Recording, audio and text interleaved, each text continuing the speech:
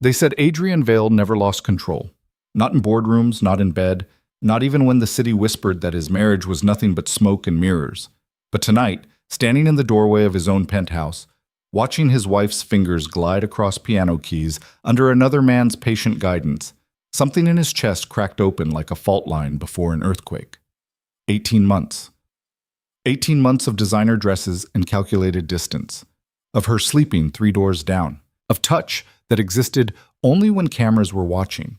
And now she was laughing, actually laughing, at something this stranger said, her head tilted in a way she'd stopped doing around him 6 months into their perfect, hollow marriage. If you want to know how a man who controlled empires lost everything that mattered in the space of a single glance, stay with me until the end. Hit that like button and drop a comment with your city. I want to see how far this story travels. The thing about power was that it made you visible and invisible at the same time. Adrian Vale understood this the way most men understood breathing, instinctively, without thought, without question. At 34, he'd built an empire that stretched across 3 continents, each business venture more ruthless than the last. Tech acquisitions, real estate portfolios that reshaped skylines, investment strategies that made grown men weep into their scotch. He walked into rooms and conversations stopped.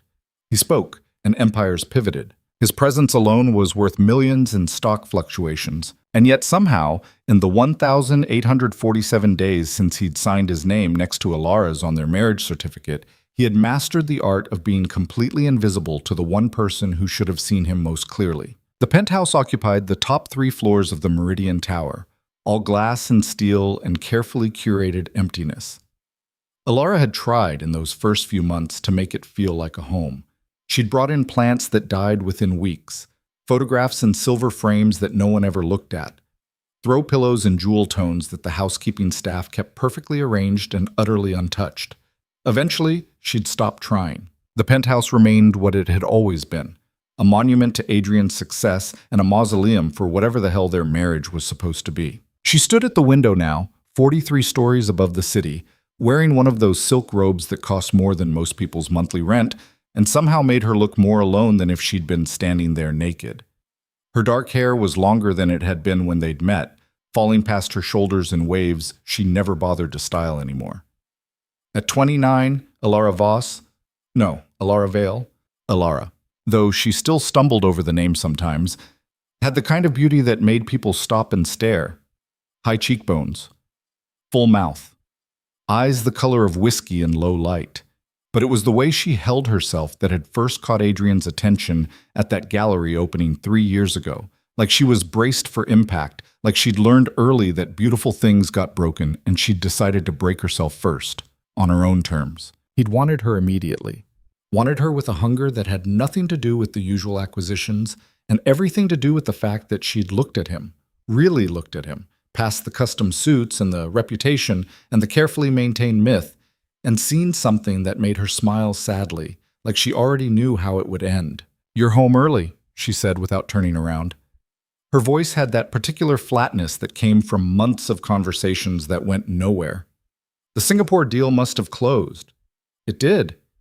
Adrian set his briefcase down on the marble console table, watching her reflection in the darkened window. 2 hours ago. Congratulations. The word landed between them like a stone in still water, creating ripples of everything they didn't say. She didn't ask about the details, didn't offer to pour him a drink or suggest they order dinner, didn't do any of the things that wives in movies did when their husbands came home with another victory notched in their belts. She just stood there, looking out at the city, and Adrian felt the familiar tightness in his chest, the one that had started appearing around month 6 and had become a permanent resident by month 12. "There's a gala on Friday," he said. "The Hastings Foundation. Black tie." "I'll be ready." Of course she would. Alara was always ready. Ready with the perfect dress, the perfect smile, the perfect response to whatever inane small talk got thrown at them. Ready to stand beside him, with his hand at the small of her back, her body angled toward his in a posture that photographers loved and gossip columnists analyzed in breathless detail. Ready to perform the role of Adrian Vale's devoted wife, with an Oscar-worthy commitment to the bit. What she wasn't ready for, what she'd stopped being ready for somewhere around month 9, was him. Adrian moved through the penthouse, past the chef's kitchen they never cooked in, past the dining room table that seated 12 and fed none, past the library with its floor-to-ceiling shelves of books that existed purely for aesthetic purposes. His office was on the second floor of the penthouse, a glass-walled space overlooking the city where he spent most nights reviewing contracts and making phone calls to markets in time zones where people were awake and making money while the rest of the city slept. He didn't go there tonight. Instead, he found himself in the hallway outside Alara's bedroom, the room she'd claimed 6 months into their marriage, the night she'd finally stopped pretending that his absence from their bed was temporary, that his carefully maintained distance was some kind of misunderstanding that would resolve itself with time and patience. "I'll take the guest room," she'd said that night, her voice steady despite the fact that her hands were shaking. "I think we'll both sleep better." She'd been right, of course. Adrian had slept better. Slept the way men slept when they weren't lying next to temptation they'd sworn not to touch, next to vulnerability they couldn't afford, next to everything they wanted and nothing they could allow themselves to have. But standing here now, listening to the silence that separated them by 3 doors and a lifetime of calculated decisions, Adrian wondered if better sleep was worth the cost of this particular kind of hell. His phone buzzed. A message from Marcus Chen, his head of security. "Photographer outside the building. Usual spot. Want me to move him?" Adrian typed back, "No. Let him get his shots. We'll be leaving for dinner in an hour." Another message appeared, this time from Victoria Harlow, his assistant. "Reminder, press interview tomorrow at 9 a.m. Forbes. They want to discuss the Singapore acquisition and life at the top." Life at the top. Christ. He pocketed his phone and walked back down the hallway, back toward the living room where Alara still stood at the window. She'd pulled the robe tighter around herself, arms crossed over her chest in a posture that was pure defense. "We should be seen tonight," Adrian said. "Antonio's, 8 o'clock reservation." Finally, she turned to look at him. In the low light, her eyes were darker, harder. "Is this about the photographer outside?" "It's about maintaining appearances." "Right." The word was sharp enough to cut. "Appearances. Silly me, I thought maybe you just wanted to have dinner with your wife." There it was. The edge that had started appearing in her voice around month 15, when the loneliness had apparently sharpened into something with teeth. Adrian had learned to recognize it, this particular blade of sarcasm she wielded when the performance became too heavy, when the distance between what they showed the world and what existed in the silence of the penthouse became too vast to ignore. "Alara, I'll be ready at 8. She moved past him, the silk of her robe whispering against his suit jacket, in the 3 seconds of space they occupied together. "Wear the navy Tom Ford. It photographs well." She was gone before he could respond, disappearing into her bedroom and closing the door with a soft click that was somehow louder than if she'd slammed it. Antonio's was the kind of restaurant where reservations required 6 weeks' notice and discretion was served alongside the Dover sole. Adrian and Alara were shown to their usual table, corner booth, perfect sightlines, visible enough to be seen but secluded enough to create the illusion of intimacy. The maitre d' pulled out Alara's chair with a flourish that suggested he'd practiced the move 10,000 times. Adrian took his seat across from her, noting the way her smile appeared the moment they became public, the way her shoulders relaxed into the performance they both knew by heart. "Mr. Vale, Mrs. Vale, wonderful to see you both." Antonio himself appeared, rotund and beaming, hands clasped together like he was greeting visiting royalty. "The usual for you both." "Please," Adrian said. Alara said nothing, just maintained that serene smile while her fingers played with the stem of her water glass. She'd worn the emerald Valentino, the one that made her eyes look like cut gems, the one that had cost him $8,000 and made every man in the restaurant forget their own wives for at least 3 seconds. Her hair was up tonight, swept into something elegant and careless that probably took an hour to achieve, diamonds at her ears, his grandmother's wedding ring on her finger, the platinum band catching light like it was auditioning for its own paparazzi shoot. She looked perfect. She looked absolutely miserable. "Adrian." The voice came from somewhere to his left, male and expensive. Adrian didn't have to turn to know it was Thomas Whitmore, real estate developer and persistent pain in the ass. "Heard about Singapore. Impressive." "Thomas." Adrian stood, shook the man's hand with exactly the right amount of pressure. Firm but not aggressive, confident but not threatening. Good to see you. Thomas's eyes had already moved to Alara, widening in appreciation that was just this side of appropriate. Mrs. Vale, you look stunning, as always. Thank you. Her smile didn't waver. Neither did the emptiness behind it. You'll have to join us at the house in the Hamptons this summer, Thomas continued, apparently unable to read the complete lack of interest radiating from both of them. Claire's been asking about you, says she hasn't seen you at any of the charity planning meetings. I've been busy, Alara said smoothly, but please send her my regards. Thomas lingered for another 30 seconds, dropping names and fishing for invitations, before finally taking the hint and returning to his own table. Adrian sat back down, reaching across the table to take Alara's hand in a gesture that looked affectionate and felt like a business transaction. Her fingers were cold. You didn't have to do that, she said quietly. Do what? Touch me when he's watching. I know the rules. There was something in her voice, not quite bitterness, not quite resignation, something worse, acceptance. Like she'd finally stopped fighting the reality of what they were and had settled into it the way people settled into terminal diagnoses, with a kind of exhausted surrender. Adrian's grip tightened fractionally. Alara, don't. She pulled her hand back, reaching for her wine glass instead. Let's just get through dinner. They did. They always did. The food arrived in courses that neither of them tasted. Conversation happened in the spaces where silence would have looked wrong. Surface-level observations about the restaurant, about mutual acquaintances, about anything and nothing that mattered. Alara laughed at something he said about the mayor's latest development proposal, and the couple at the next table glanced over with expressions that suggested they were witnessing something beautiful. A man and woman clearly in love, clearly comfortable in that easy intimacy that came from really knowing each other. It was a masterclass in fiction.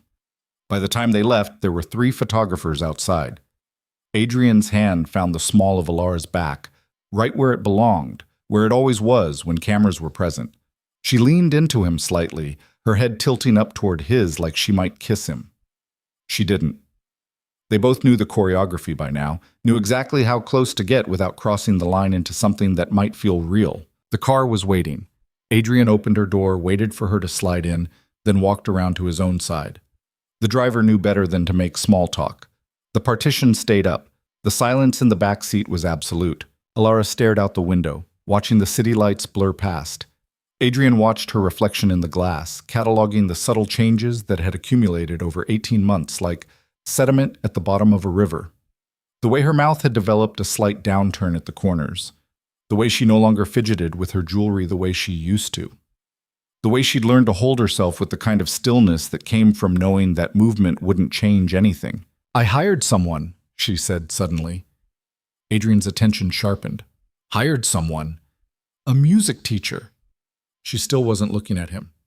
He starts Tuesday. Music. Piano, specifically. Now she did turn, meeting his eyes with something that might have been defiance or might have been desperation. I need something that's mine, something that responds when I... She stopped, lips pressing together. Something that responds when I reach for it. She didn't say it, but Adrian heard it anyway, loud as a gunshot in the enclosed space. Of course, he said carefully. Whatever you need. Her laugh was short, sharp. Whatever I need, right. Alara said, don't. She turned back to the window. Just don't. The penthouse was dark when they returned, all automatic lights and programmed ambiance. Alara kicked off her heels in the entryway, padding barefoot across marble that probably cost more per square foot than the entire apartment she'd lived in before they'd met. Adrian watched her go. Watched the Emerald Valentino disappear down the hallway. Watched another night end the way they all ended, with both of them retreating to separate corners of their immaculate cage. He poured himself a scotch in his office, standing at the window and looking out at the city that never quite slept. Somewhere out there, people were falling in love, falling apart, falling into beds they wanted to be in, with people who wanted them back, living actual lives instead of carefully curated performances. His phone lit up with another message from Victoria. Interview confirmed for 9 a.m. They want Mrs. Vale there, too. Quote, Would love to get her perspective on supporting a power player. Should I confirm her attendance? Adrian stared at the message for a long moment, imagining Alara sitting beside him in some glossy conference room, performing the role of supportive wife, while a journalist asked invasive questions about their marriage, their future, whether they were planning children. Imagining her smiling that perfect empty smile and saying all the right things while dying a little more inside. No, he typed back. Just me. He drank his scotch, poured another, stood at the window until the city lights started to blur and the tightness in his chest became something he could almost ignore. Luca Minori arrived on a Tuesday afternoon carrying a worn leather satchel and an expression of calm that seemed completely out of place in the chrome and glass fortress of the Vale penthouse. Adrian was in his office when the door code chimed. He pulled up the security feed on his tablet, watching as Alara answered the door wearing jeans and a cashmere sweater. Casual in a way she never was when Adrian was around. Like she saved her real self for moments when he wasn't there to witness it. The man was younger than Adrian had expected. Early 30s, maybe? Dark hair that looked like it had been cut by someone who understood art. Glasses with simple frames, a kind of understated presence that made him instantly forgettable and somehow, paradoxically, worth remembering. Mrs. Vale? His voice was warm, the kind of warm that people probably trusted immediately. I'm Luca. Thank you for having me. Thank you. Please, call me Alara. She stepped back, letting him in. I'm glad you could come. I wasn't sure. I know my husband's assistant can be a bit intense about security clearances. It's understandable. Luca glanced around the penthouse with an expression that suggested he was trying very hard not to look overwhelmed. This is quite a place. It's something. Alara closed the door, and there was something in the gesture, in the quiet click of the lock, in the way she took a breath like she was steadying herself, that made Adrian set down his tablet and actually pay attention. The piano's this way. Adrian had bought the Steinway 6 months into their marriage, a grand gesture meant to fill some of the empty space in the penthouse's formal living room. It was a beautiful instrument, glossy black, perfectly maintained by a technician who came monthly to tune it despite the fact that no one ever played the damn thing. It sat there like everything else in the penthouse, expensive, pristine, utterly purposeless. Until now. Luca approached the piano the way some people approached works of art in museums. Carefully, respectfully, like he understood he was in the presence of something that deserved attention. He ran his fingers across the closed lid, then sat down on the bench and opened it, exposing the keys. His hands hovered for a moment before touching down, and then music filled the space. Something simple and beautiful, cascading notes that made Adrian realize how utterly silent the penthouse usually was. It's in perfect condition, Luca said after a moment. When was the last time it was played? Never. Alara's voice was quiet. I mean, not since it arrived. I don't actually know how. That's why you're here. You don't need to explain. Luca shifted on the bench, gesturing for her to sit beside him. Music isn't about justification. It's about connection. If you want to learn, we'll learn. Simple as that. Adrian watched through the security feed as Alara sat down next to this stranger, as Luca showed her how to position her hands, as they began with something basic. Scales, he assumed, though he couldn't hear the specifics through the tablet's speakers. What he could see was the transformation in Alara's posture, the way her shoulders loosened, the way something that looked almost like joy flickered across her face when her fingers found the right notes, the way she laughed when she made a mistake, and Luca just smiled and told her to try again. Adrian watched for another 5 minutes, then forced himself to look away, to turn back to the contract spread across his desk. But he could still hear it, faint and far away, but present. Music. Actual living sound in a space that had been silent for so long he'd forgotten what fullness felt like. It bothered him. He told himself it shouldn't, told himself this was good, that Alara needed something to fill her days, that a piano teacher was harmless. But the tightness in his chest had returned, sharper now, with teeth. The lessons became routine. Tuesday and Thursday afternoons, Luca would arrive at 2, leave at 4. Sometimes Adrian was home, locked in his office and pretending not to listen. Sometimes he was out, closing deals and conquering markets, and he'd return to find Alara at the piano, practicing something she'd learned that day, her fingers stumbling through progressions that were slowly, incrementally becoming smoother. She never played when he was in the room. It took him 3 weeks to realize that pattern. 3 weeks of coming home to music that stopped the moment he appeared, of Alara closing the fallboard and standing up and asking about his day in that polite, distant voice she used for everything now. "You don't have to stop," he said one evening, standing in the doorway of the living room while she gathered sheet music into a neat pile. "I was done anyway." "Alara, what?" She finally looked at him, and there was something in her eyes. Not anger, but exhaustion. "What do you want me to say, Adrian? That I'll perform for you now? Add it to the list of things I do on command?" The words hit like a physical blow. "That's not, isn't it?" She set the music down carefully, precisely, the way she did everything now. "We perform for everyone else. Why not each other? That's not fair." "No." Her voice dropped, went quiet. "No, it's really not." She left him standing there, disappeared into her bedroom, and Adrian stood in the silent living room, wondering when exactly everything had become so thoroughly broken that he couldn't identify a single moment where it might have been fixable. Dumb. Friday night. Another gala. This one was for childhood literacy, or clean water, or ending malaria. Adrian couldn't keep them straight anymore. All these causes that wealthy people championed while wearing clothes that cost more than the annual budget of the charities they claimed to support. Alara wore black this time. Something with strategic cutouts and a neckline that made grown men forget their own names. She was quiet in the car, checking her phone and not checking it, that restless energy that meant she was preparing for the performance. "You look beautiful," Adrian said. "Thank you." No warmth, no acknowledgement beyond the words themselves. Just the bare minimum of response required to maintain civility. The gala was held at the Greystone Estate, one of those historical mansions that got rented out for events that required grandeur. Adrian and Alara made their entrance, his hand at her waist, her body angled toward his. Cameras flashed. Someone from the host committee rushed over to air-kiss Alara's cheeks and tell her how divine she looked. Adrian accepted a scotch from a passing server and prepared for 3 hours of tactical small talk and strategic visibility. Except something was wrong. He felt it the moment they entered the ballroom, a shift in attention, in energy. People were watching them, but not in the usual way. There was speculation in the glances, assessment in the whispers.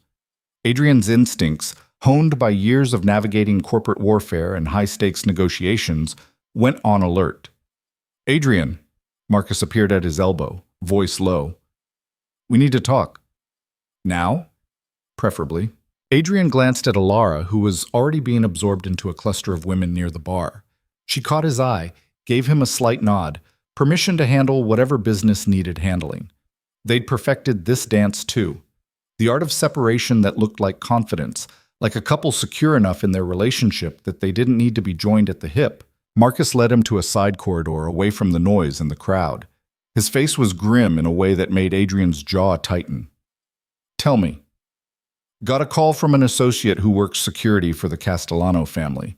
Marcus pulled out his phone, showing Adrian a photograph. "This was taken 4 days ago." The image showed Alara standing outside a coffee shop in Tribeca, laughing at something, her hand on the arm of someone just out of frame. There was nothing inherently wrong with the picture, nothing scandalous or incriminating, but Adrian recognized the body language, the openness in her expression. "Who's she with?" His voice came out harder than intended. "Her piano teacher, Luca Minori." Background check came back clean. Freelance musician, teaches at 2 studios in Manhattan, no criminal record, no financial red flags. Marcus swiped to another photo. This one showed Luca more clearly, young and unremarkable in jeans and a worn jacket. But here's the thing, the Castellanos took this photo. They're watching her. The tightness in Adrian's chest became a vice. "Why?" "Because you've been very careful to keep your business and your personal life separate. You've built a reputation as untouchable, someone who doesn't have vulnerabilities." "But everyone has vulnerabilities, Adrian, and they think they just found yours."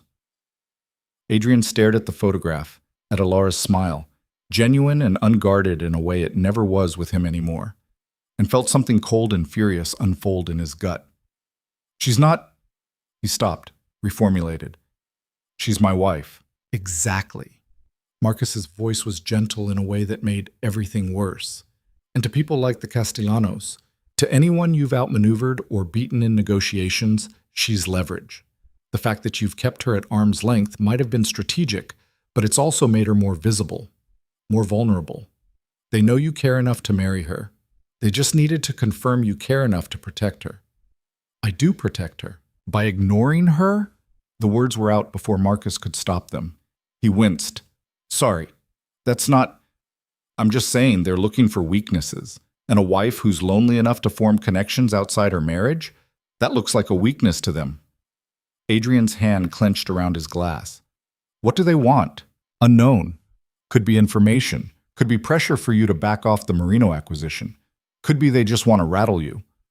Marcus pocketed his phone. But they're watching, and they know about her schedule now. Know about the piano lessons. Know she's developing patterns, routines. That makes her predictable. And predictable means vulnerable. Yeah. Adrian looked back toward the ballroom where Alara was visible through the doorway, champagne in hand, smiling at something someone was saying. From here, she looked like everything she was supposed to be. Beautiful, composed, utterly in control. No one watching her would ever guess at the loneliness that had driven her to find solace in music lessons with a stranger. No one would see the quiet desperation in the way she'd reached for something, anything, that might respond to her touch. No one except the people who were looking for exactly that kind of vulnerability to exploit. Double the security, Adrian said quietly. On her, on the penthouse, on anywhere she goes. And find out everything about Minori. Not just background. I want to know who he talks to, who his friends are, whether there's any connection to the Castellanos or anyone else who might have reason to use him. You think he's involved? I think I don't know, and I don't like not knowing. Marcus nodded and disappeared back into the crowd. Adrian stood there for another moment, watching his wife smile at strangers before forcing himself to move, to return to her side, to place his hand on her waist and feel her stiffen slightly at the touch. Not because she didn't want it, but because she'd learned not to expect it, and the surprise of contact had become foreign. Everything all right? She asked quietly. Fine. Business. Always business. She said it without rancor, without accusation. Just a statement of fact, worn smooth by repetition.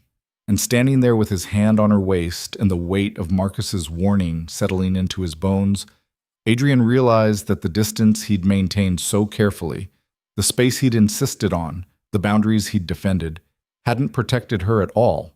It had just made her visible to the exact people who would use her against him. The people he'd spent 18 months trying to protect her from had seen her anyway, had marked her as leverage, had recognized that Adrian Vale, feared and untouchable and impossibly controlled, had exactly one weakness, walking around in designer dresses and learning piano from a stranger because her husband couldn't give her what she needed. And now they were circling. The car ride home was silent until it wasn't. Something's wrong, Alara said. Adrian kept his eyes on the city passing by. Nothing's wrong. You're lying. She shifted to face him. You've been different since you talked to Marcus. What happened? It's handled. That's not an answer. It's the one you're getting. The words came out sharper than he'd intended, edged with the frustration of a situation spiraling beyond his control. Alara went still beside him, and he felt it, the moment she retreated, pulled back into herself the way she'd learned to do whenever he reminded her that his world had walls she wasn't allowed past. Of course, she said quietly. How foolish of me to think my husband might actually tell me something real. Alara, forget it. She turned away. Just add it to the list of things we don't talk about. Right after feelings and futures and why the hell we're even still doing this. The last part was barely a whisper, but Adrian heard it anyway. Heard it and felt it like a knife between ribs, precise and devastating. You want to know what's wrong? The words were out before he could stop them, months of restraint fraying at the edges. Someone's watching you, someone who wants to use you against me. And your piano lessons, your coffee dates, your routine, you've made yourself predictable. You've made yourself a target. Silence. Absolute and suffocating.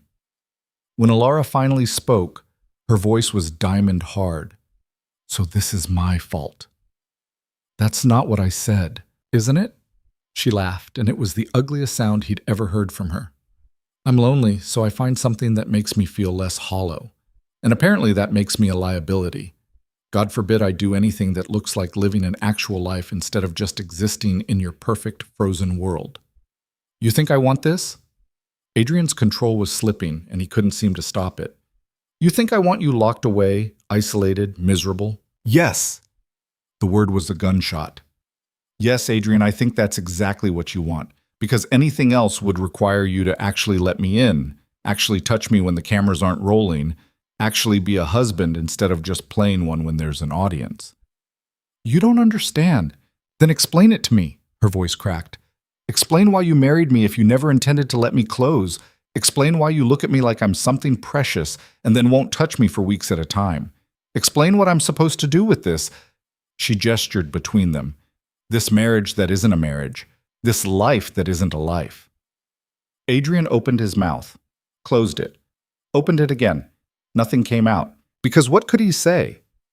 That he wanted her so much it physically hurt?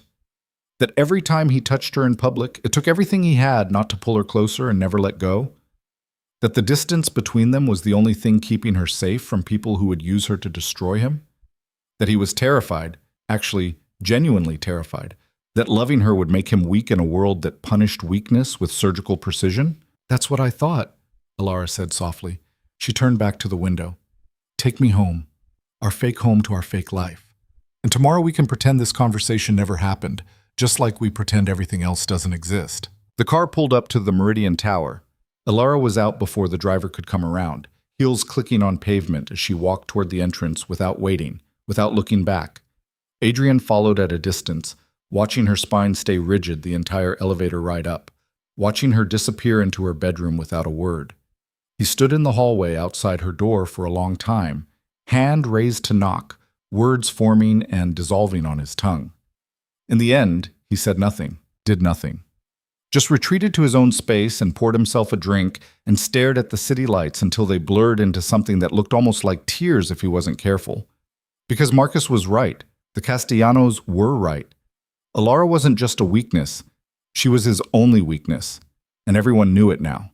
The morning after their fight arrived with all the subtlety of a car crash, sudden, violent, impossible to ignore. Adrian hadn't slept.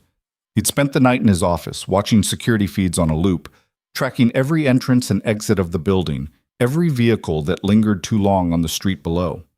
At 3 a.m., he'd pulled up the background report on Luca Minori for the fourth time, reading through the details Marcus's team had compiled. Born in Seattle, studied at Juilliard, worked freelance for the past 6 years. No debts beyond student loans, no criminal record, no associations with anyone in Adrian's world or the Castellanos' orbit. Clean. Almost suspiciously clean, except there was nothing suspicious about it. Just a guy who played piano for a living and happened to be teaching Adrian's wife because she'd needed something, anything, to fill the void her husband had carved into their marriage. The sun came up pale and indifferent. Adrian showered, dressed, made coffee he didn't drink. At 7:30, he heard movement in the penthouse. Alara's door opening, her footsteps soft on the hardwood. He stayed where he was, listening to her move through the kitchen, listening to the silence that had become the primary language of their marriage. His phone buzzed. Victoria. Forbes rescheduled to 10 a.m. Car will be downstairs at 9:30. Also, Mrs. Vale's calendar shows piano lesson at 2 p.m. today. Do you want me to cancel? Adrian stared at the message. Wanted to type yes. Wanted to lock everything down, cancel the lessons, keep Alara inside where the Castellanos couldn't watch her, couldn't catalog her routines, couldn't build a profile on her vulnerability. But he could already hear her voice, flat and furious, asking him who the hell he thought he was, controlling her life while refusing to actually be part of it. No, he typed back, but increase security detail. I want eyes on her the entire time, understood. He set the phone down and finally left his office, moving through the penthouse toward the sound of running water. Alara stood at the kitchen sink, rinsing a coffee cup she'd barely touched, wearing leggings and an oversized sweater that made her look younger, smaller, more fragile than the woman who'd worn that black dress last night and commanded the attention of an entire ballroom. We need to talk, Adrian said. She didn't turn around. Do we? Yes. About what exactly? Your complete inability to communicate like a human being? Or the fact that apparently I'm being watched by people you've pissed off, and you thought the best time to tell me was in the middle of an argument in a moving vehicle? Adrian moved closer, stopped when he was 3 feet away, close enough to see the tension in her shoulders, far enough that she couldn't accuse him of crowding her. About keeping you safe. Safe. She finally looked at him, and her eyes were red-rimmed, exhausted. You want to keep me safe. That's rich. Alara, do you know what's not safe, Adrian? Her voice was quiet, deadly. Living with someone who touches you like you're made of glass in public and won't look at you in private. Spending 18 months wondering what the hell you did wrong, why your own husband can't stand to be in the same room with you for more than 10 minutes unless there's a camera present. That's not safe. That's psychological torture dressed up in Tom Ford and good manners. That's not fair. Life's not fair.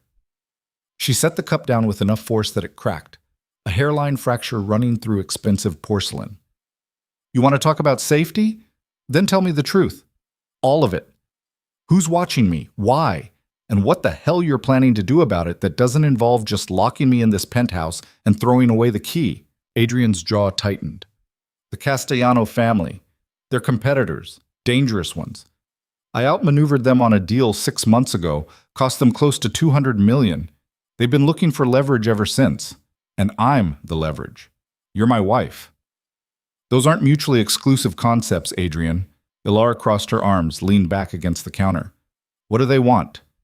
Information, pressure, a way to make me back down on future deals, maybe all three. And Luca? We're looking into him. Her expression shifted, something cold and furious sliding across her features. You're investigating my piano teacher. I'm being thorough.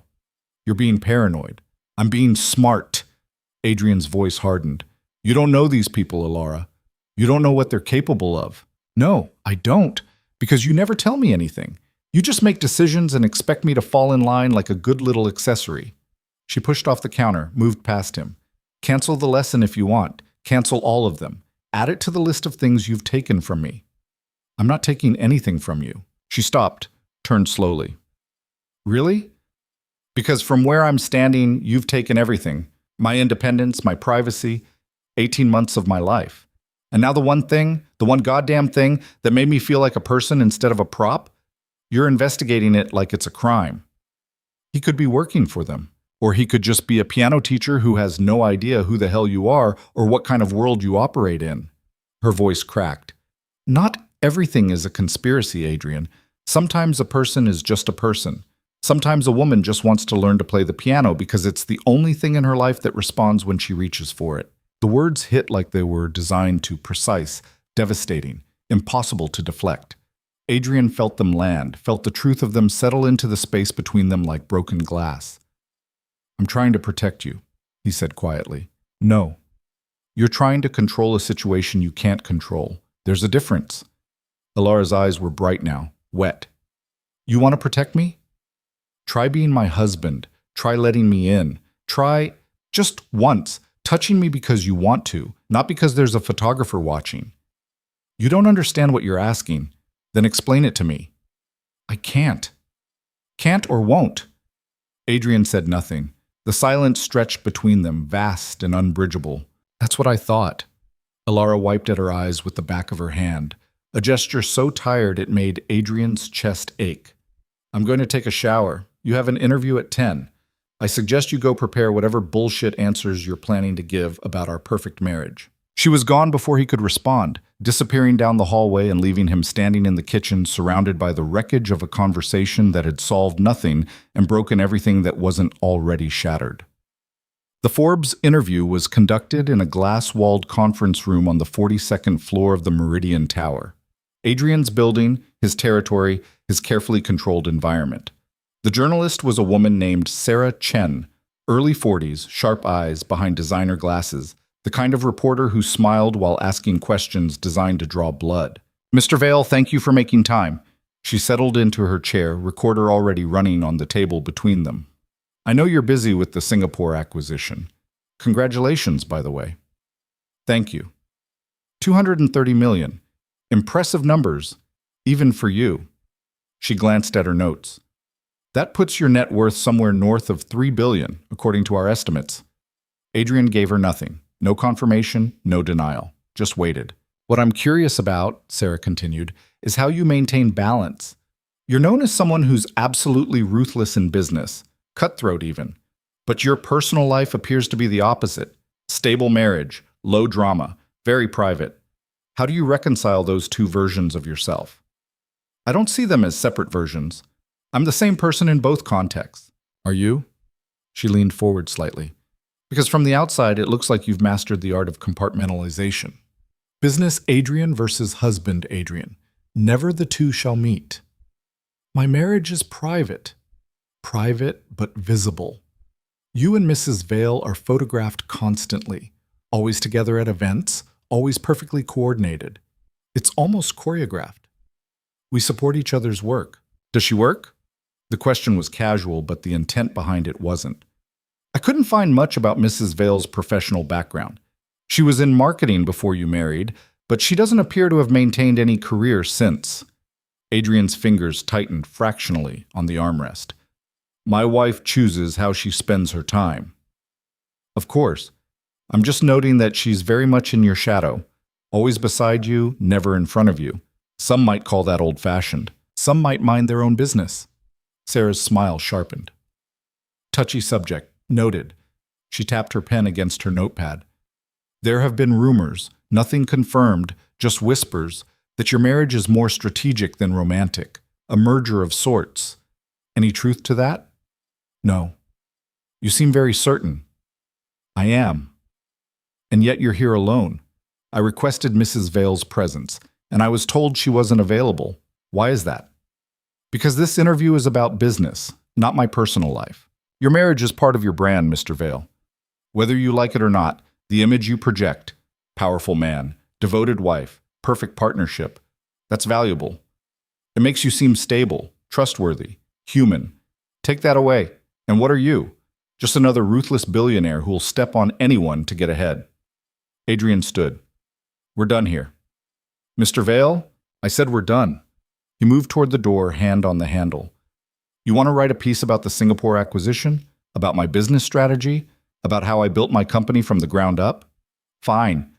Print whatever you want. But my marriage is off the table. Print one word suggesting otherwise, and you'll spend the rest of your career covering county zoning meetings. Sarah didn't flinch. That's quite a threat for someone with nothing to hide. Adrian left without responding, walked past Victoria's desk without stopping, took the elevator down to the parking garage where his car was waiting. His hands were shaking, actually shaking, like he was some amateur who'd never handled a hostile interview before. But this wasn't about business. This was about Ilara, about the image they'd constructed, about the hairline cracks that were apparently visible enough that a journalist he'd never met could spot them from across a conference table. Marcus was waiting by the car. How'd it go? Terrible. Adrian climbed into the back seat. Any updates? Castellanos are still watching. 3 different surveillance points near the building. We've identified the operatives, but we can't move on them without escalating the situation. And Minori? Still clean. No contact with anyone connected to the Castellanos or any of your other competitors. He teaches, he performs at small venues, he goes home. That's it. Adrian stared out the window. What time is the lesson? 2 o'clock, same as always. I want to be there. Marcus raised an eyebrow. In the penthouse? Yes. Adrian, I want to be there. Adrian's voice left no room for argument. I need to see it for myself. He arrived home at 1:45. The penthouse was quiet, sun streaming through floor-to-ceiling windows and turning everything gold. Ilara was in her bedroom. He could hear movement, the soft sound of a drawer closing. Adrian moved to his office, left the door cracked, pulled up the security feed on his tablet. At 2 o'clock precisely, the door code chimed. Luca entered carrying his worn leather satchel and a folder of sheet music. He was dressed casually, jeans, a button-down shirt with the sleeves rolled up, those simple glasses that made him look like every harmless intellectual who'd ever lived. No threat, no danger, just a guy doing his job. Ilara appeared from the hallway, and Adrian watched her smile. Actually smile, warm and genuine, in a way she hadn't smiled at him in months. Luca, come in. Thank you. He followed her toward the living room, toward the piano. How'd the practice go this week? Better, I think. I finally got through that progression you showed me without wanting to throw the sheet music across the room. Luca laughed. That's progress. Let me hear it. They settled at the piano. Alara on the bench, Luca standing beside her, close enough to see the keys, close enough that his presence was a tangible thing in her space. She started playing, something slow and melancholic, and Adrian watched her fingers move across the keys with a grace that came from hours of practice, from actually caring about something enough to work at it. Good, Luca said after a moment. Really good. Your timing's much better. But here, he reached over, adjusted her right hand slightly. Try loosening your wrist. You're tensing up. The touch was brief, professional, completely innocent. Adrian felt his jaw clench anyway. He forced himself to look away from the screen, to focus on the contract spread across his desk. Lasted maybe 30 seconds before his eyes tracked back to the feed, to Alara laughing at something Luca said, to the way she looked relaxed in a way she never looked with Adrian anymore. Let's try something new today, Luca was saying. Something a bit more challenging. You up for it? Always. He pulled out sheet music, set it on the stand. This is Debussy, Clair de Lune. It's going to take time to learn, but I think you're ready to start. Alara studied the notes, and Adrian could see the uncertainty in her posture. It looks complicated. It is, but complicated doesn't mean impossible. Here, I'll play it first so you can hear what it's supposed to sound like. Luca sat down beside her on the bench. Too close, Adrian's brain registered, even though there was a perfectly reasonable amount of space between them, and began to play. The music that filled the penthouse was beautiful, haunting, the kind of sound that made silence feel like a crime. Adrian watched Alara watch Luca play, watched the expression on her face shift into something soft and wondering, and felt the tightness in his chest become something worse, something that felt dangerously close to jealousy. When the piece ended, Alara was quiet for a long moment. That was beautiful, she said finally. Music should make you feel something, Luca said. Otherwise, what's the point? What does it make you feel? He considered the question. Lonely, mostly, but the good kind of lonely, the kind that reminds you you're capable of feeling things deeply. Alara's laugh was soft, sad. I'm familiar with that kind. Yeah. Luca glanced at her, and there was something in his expression, understanding maybe, or recognition. I thought you might be. The moment stretched between them, and Adrian felt something cold unfurl in his gut. Not anger, not quite. Something more dangerous. Your turn, Luca said, breaking the moment. Start with the first 8 measures. Take it slow. They worked for the next hour, Luca guiding Alara through the piece with a patience that made Adrian want to put his fist through the tablet screen. There was nothing inappropriate happening, nothing that crossed any lines. Just a teacher and a student, working on music. But there was also warmth, connection, the kind of easy interaction between two people who understood each other, who communicated without effort. The kind of thing Adrian and Alara used to have before he'd systematically dismantled it in the name of protection. At 3:30, Luca started packing up his materials. You did great today. Keep practicing this and we'll pick up where we left off on Thursday. Luca, Alara's voice was hesitant. Can I ask you something? Of course. Why do you do this? Teach, I mean. You're clearly talented enough to perform full-time. He paused, considering. Performing is about me. Teaching is about connection, about helping someone else discover something they didn't know they were capable of. That feels more important, I guess. That's a generous way to live. Or a selfish one. Depends on your perspective. He smiled. Same time Thursday? I'll be here. Adrian watched Luca leave, watched Alara stay at the piano for another few minutes, her fingers ghosting over the keys without pressing down. Then she stood, walked to the window, stared out at the city with her arms wrapped around herself like she was holding something together that wanted to break apart. He found her there 20 minutes later, still standing at the window, still holding herself like broken pieces. How was the interview? She asked without turning around. Fine. Liar. Adrian moved closer, stopped a few feet behind her, close enough to see her reflection in the glass. She asked about you, about us. What did you tell her? To mind her own business. I'm sure that went well. Alara's voice was flat, tired. Let me guess. She suggested our marriage is strategic, a merger, something calculated and cold. Something like that. And you got defensive, which only made it worse. Classic Adrian. She finally turned to face him. Did it ever occur to you that the reason people think our marriage is fake is because it is? Not legally, but in every way that matters? We're strangers who happen to share an address. That's not true. Isn't it? She moved past him toward the piano. When's my birthday, Adrian? October 15th. What's my favorite book? He hesitated. What am I afraid of? What do I dream about? What keeps me awake at night? Her voice rose with each question. You don't know. You've never asked. Because knowing those things would require you to actually see me as a person instead of a piece you move around on your chessboard. I know you. You know a version of me. The version that shows up on your arm at galas and smiles for cameras. But you don't know this. She gestured at the piano, at the sheet music still open on the stand. You don't know that I've been teaching myself to play because it's the only time I feel like I'm not drowning. You don't know that I cry myself to sleep some nights because I can't figure out what I did wrong, why my own husband can't stand to touch me. You don't know that I'm lonely, Adrian. So goddamn lonely that a piano teacher showing me basic kindness feels like a revelation. The words hung in the air between them, brutal and honest and impossible to take back. Luca is not a threat, Ilara continued, her voice shaking now. He's just a decent human being who treats me like I matter, and the fact that you see that as dangerous says everything about what's wrong with our marriage. He could be working for the Castellanos. He's not. You don't know that. Yes, I do. Because unlike you, I actually talk to people. I ask questions. I listen to answers. And I trust my instincts instead of assuming everyone has an ulterior motive. She grabbed the sheet music, held it up. This is Debussy, Clair de Lune.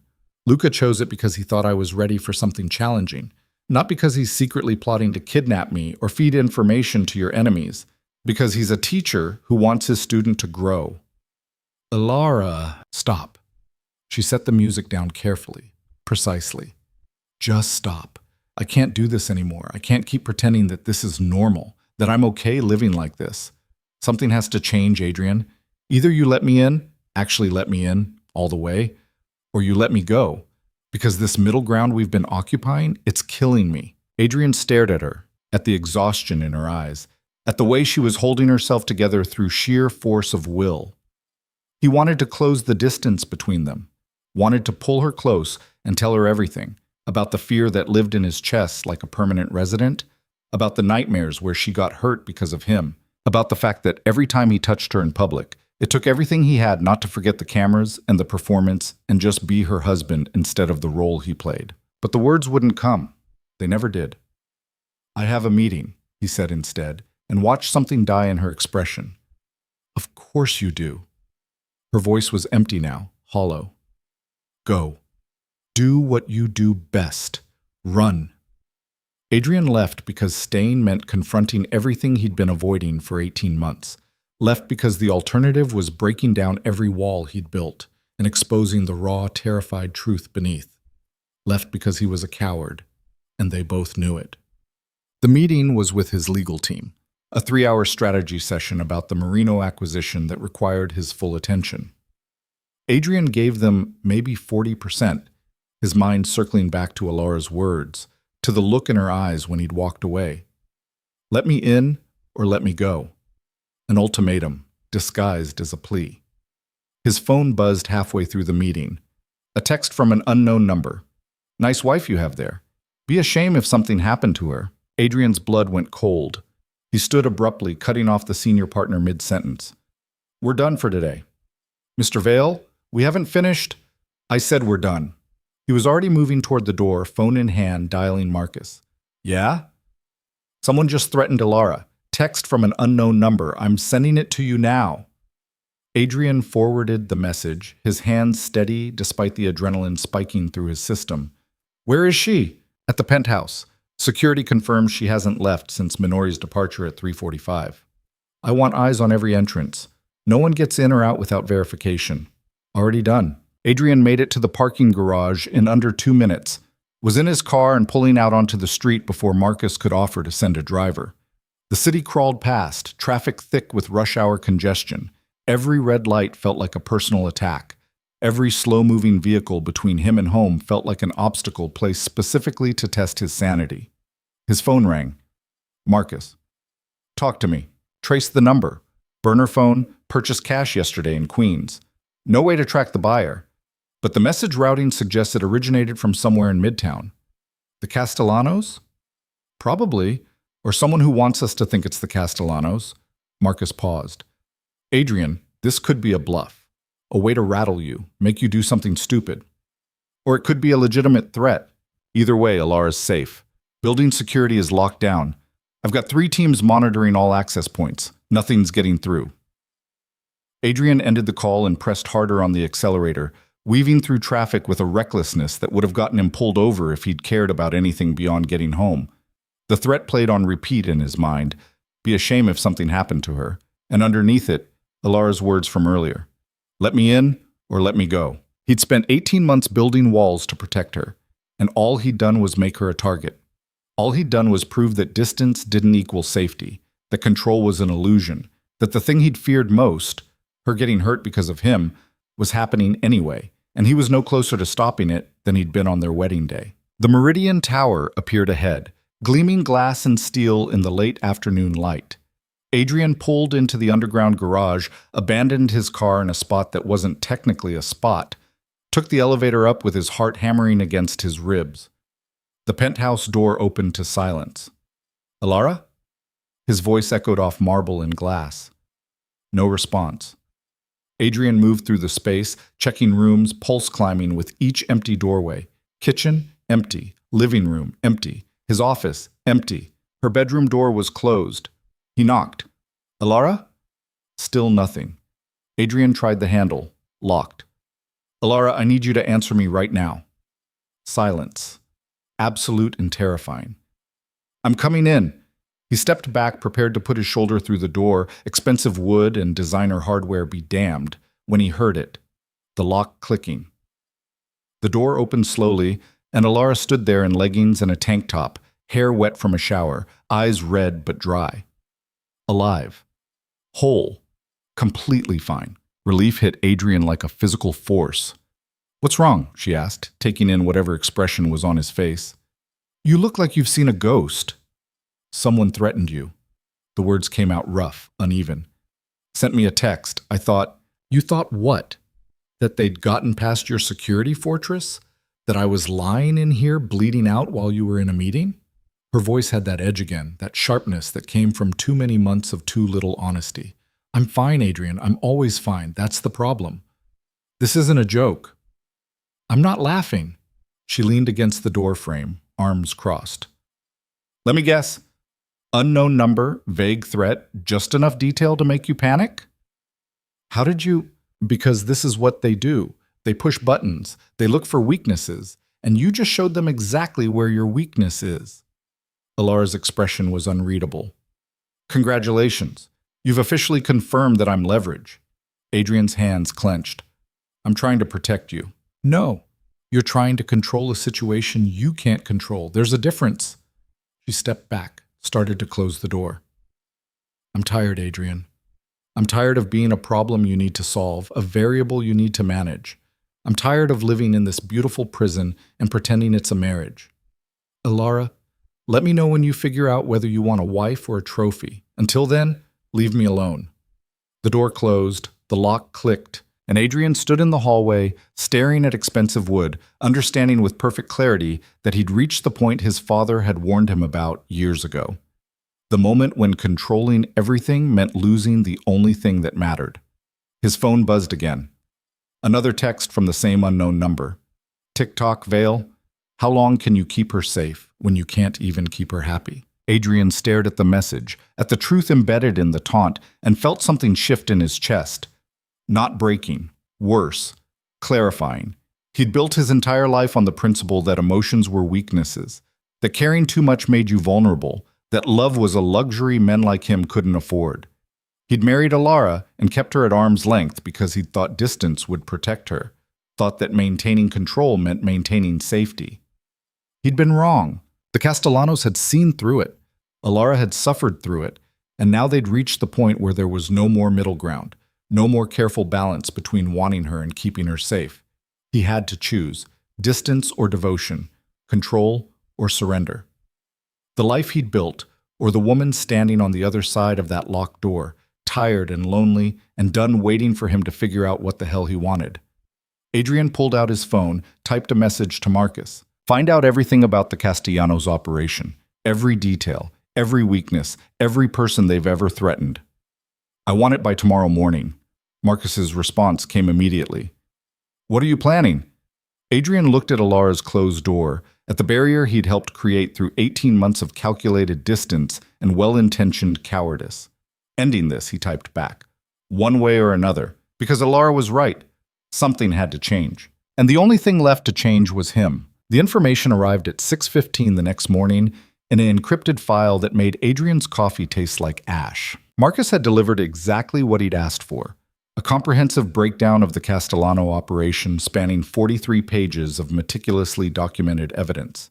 Shell companies in the Caymans, money laundering through art galleries in Soho, bribes paid to city officials whose names Adrian recognized from charity galas, offshore accounts that connected to human trafficking networks operating out of Newark, and buried in the middle of page 27, a detail that made Adrian's blood run cold, Luca Minori's name.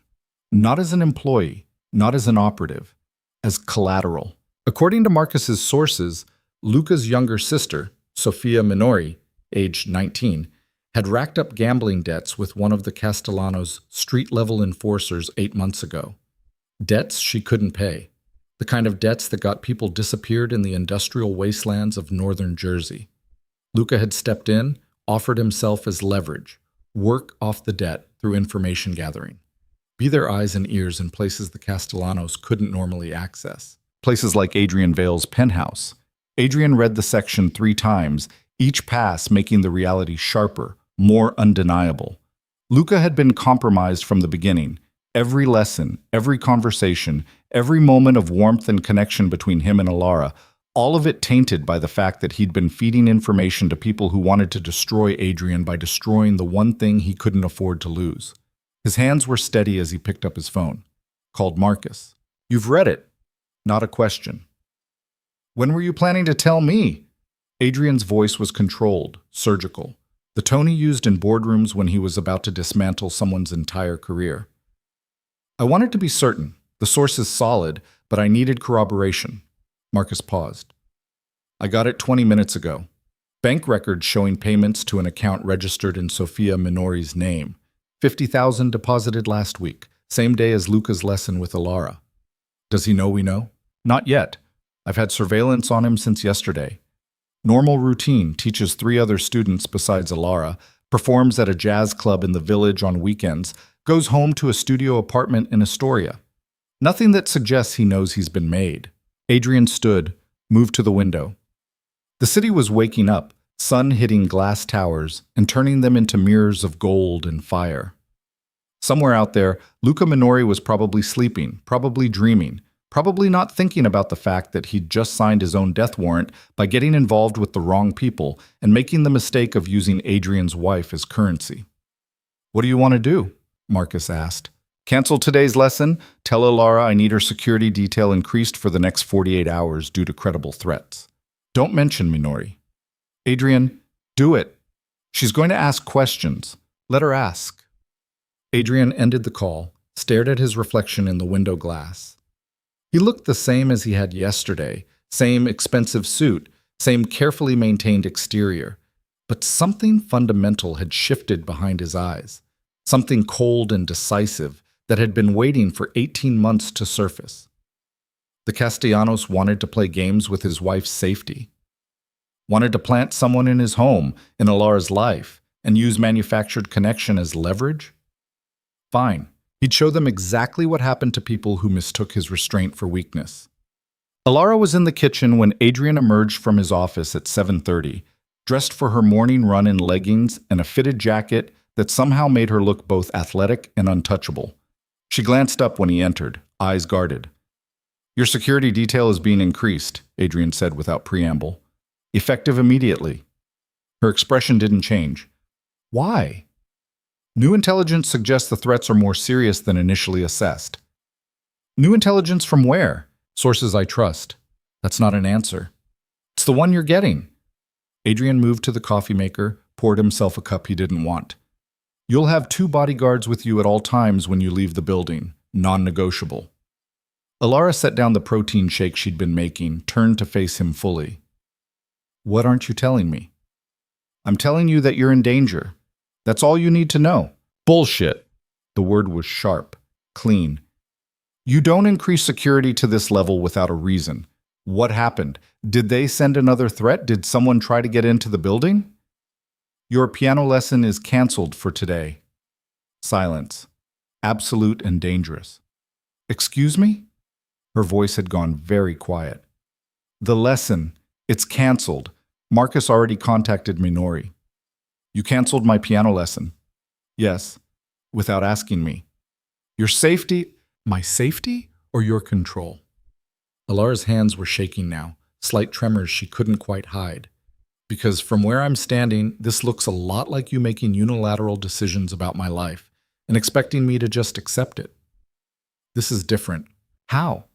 How is this different from every other time you've made choices for me, kept information from me, treated me like I'm too fragile or too stupid to handle the truth? Her voice rose with each word. I'm your wife, Adrian. Not your employee, not your responsibility to manage, your wife.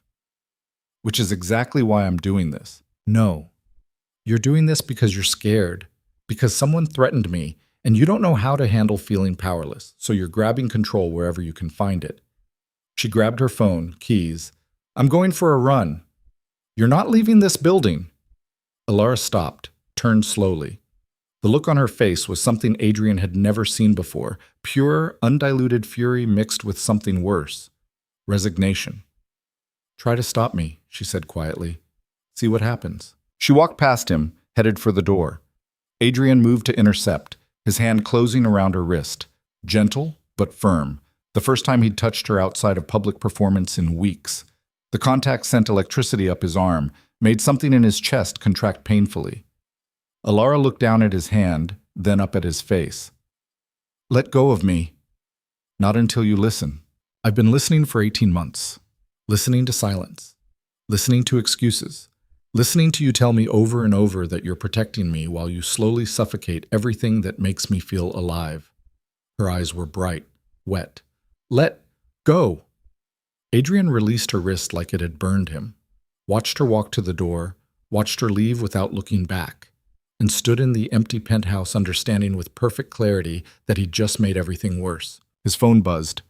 Marcus. She just left the building. Security team is following at a distance. You want me to bring her back? Adrian stared at the message. Imagined Marcus's team intercepting Alara on the street, physically restraining her, dragging her back to the penthouse while she fought and screamed. Imagined the look in her eyes when she realized her husband had authorized it. No, he typed. Just keep her safe. Copy that. Adrian set his phone down and did something he hadn't done since building his empire. He poured the coffee down the sink, walked into his office, closed the door, and put his fist through the wall. The pain was immediate, sharp, grounding. His knuckles split, blood welling through broken skin. The drywall crumbled around the impact point, expensive paint flaking onto expensive carpet.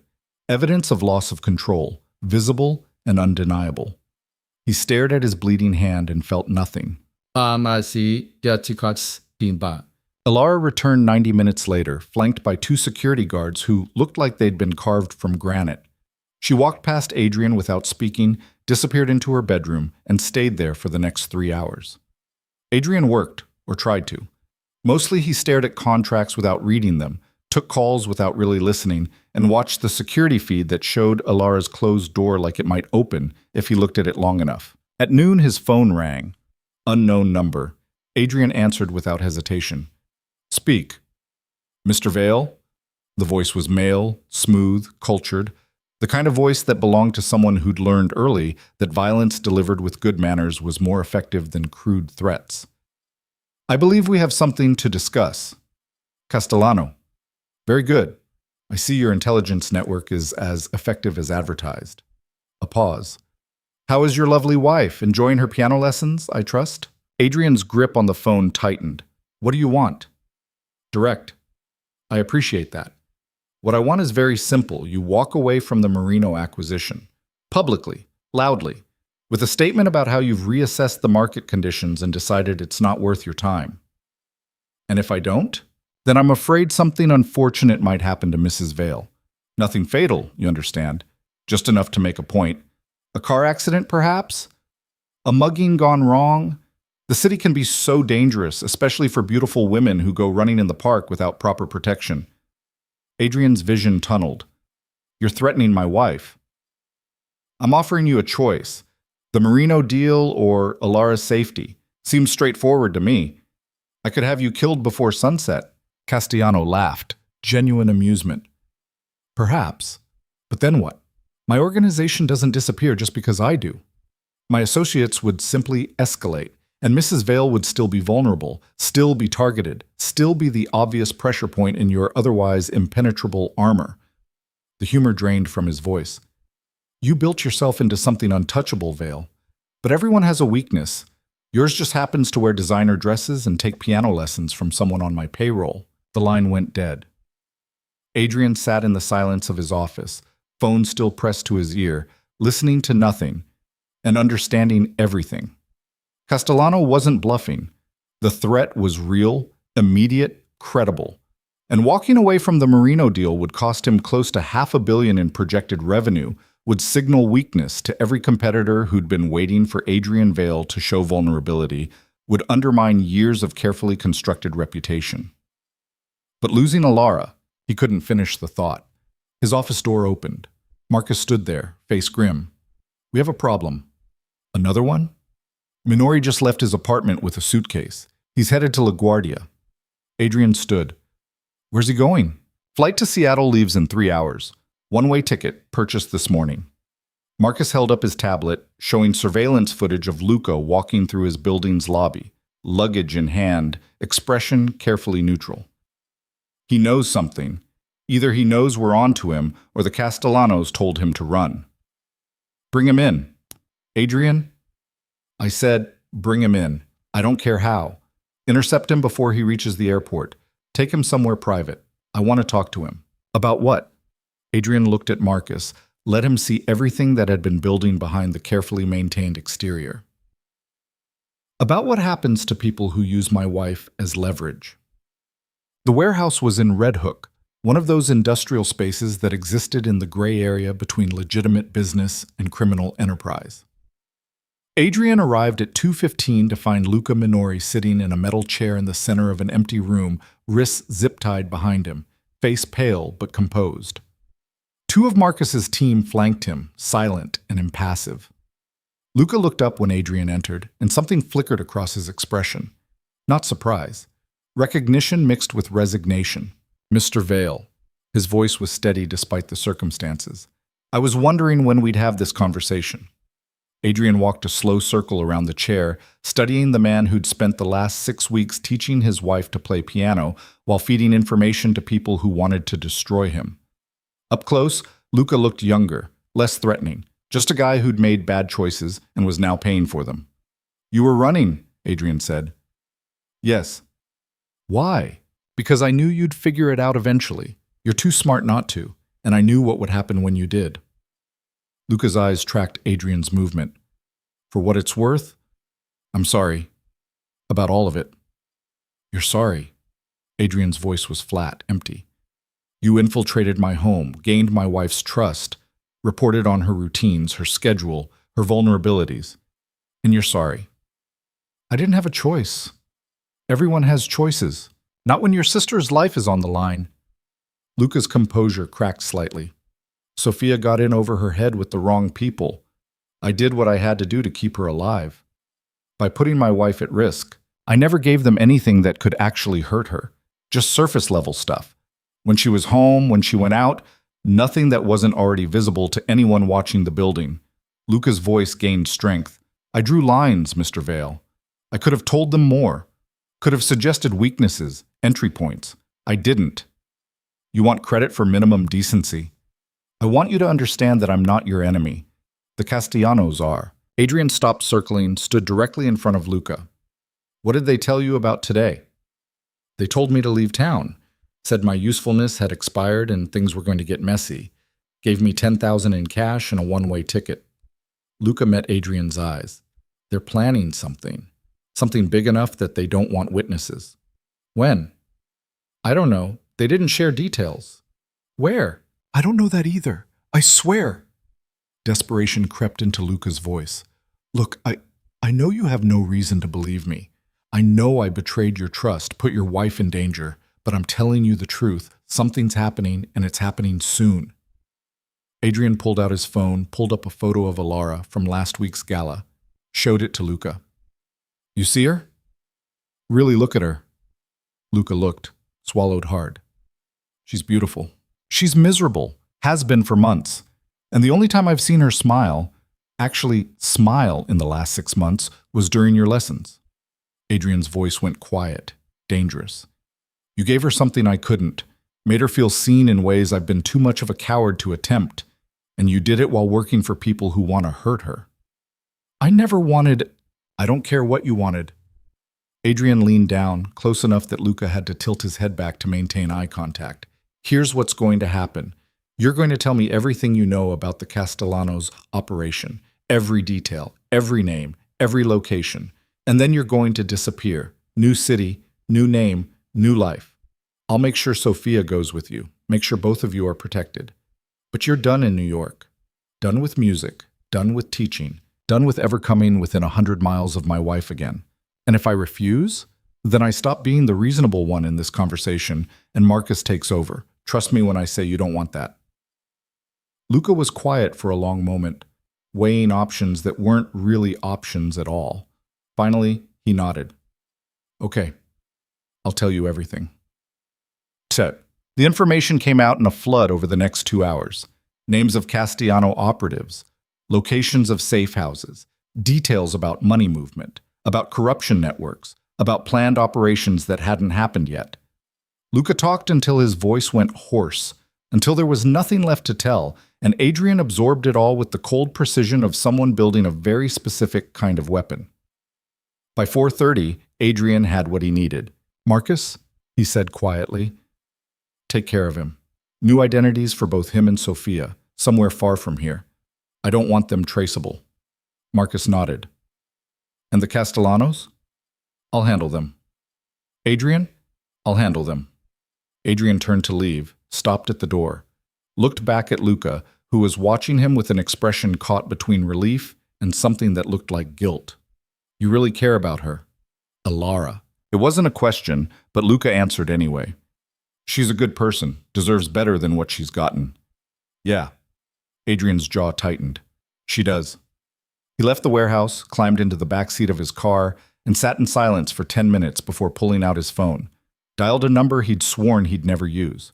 The voice that answered was gravelly, old. Vale, didn't expect to hear from you. I need a favor, Dimitri. Favors cost. Name your price. A pause. What kind of favor? The permanent kind. Multiple targets. Castellano family, primarily. I want it clean, I want it quiet, and I want it done before sunrise tomorrow. That's not a favor. That's a war. Can you do it or not? Another pause, longer this time. Yeah, I can do it. But this changes things between us, you understand? You call in something like this, there's no going back to the legitimate world.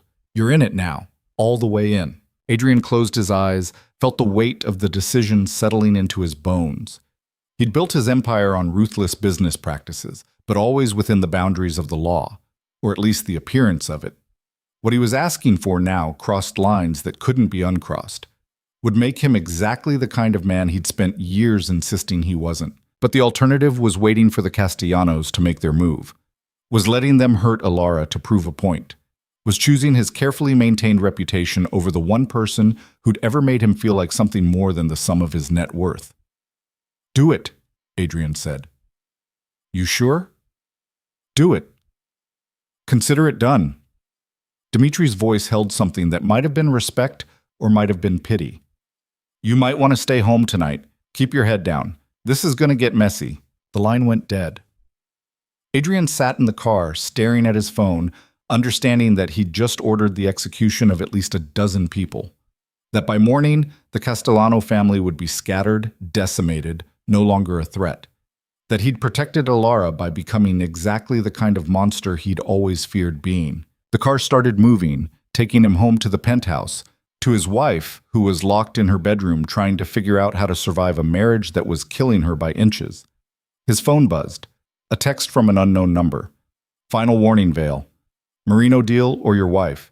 You have until midnight to decide. Adrian looked at the message, at the implied threat, at the deadline that would expire long before Dimitri's people finished their work, looked at it and felt nothing except cold certainty. They'd made the mistake of thinking he'd choose business over Alara. They were about to learn exactly how wrong they were. The penthouse was dark when Adrian arrived at 6:45. No lights in the living room, no sound from the kitchen. Just silence that felt heavier than usual, more oppressive. He stood in the entryway for a moment, listening to nothing, before moving through the space toward Alara's bedroom. The door was closed, but not locked. Adrian knocked softly. Alara? No response. He tried the handle, pushed the door open slowly. The room was empty. Bed made with military precision, bathroom dark. Closet doors open, revealing a space that looked somehow less full than it should. Adrian's pulse spiked. He pulled out his phone, called Marcus. Where is she? At the penthouse. Security confirmed she returned from her run at noon and hasn't left since. She's not here. A pause. That's not possible.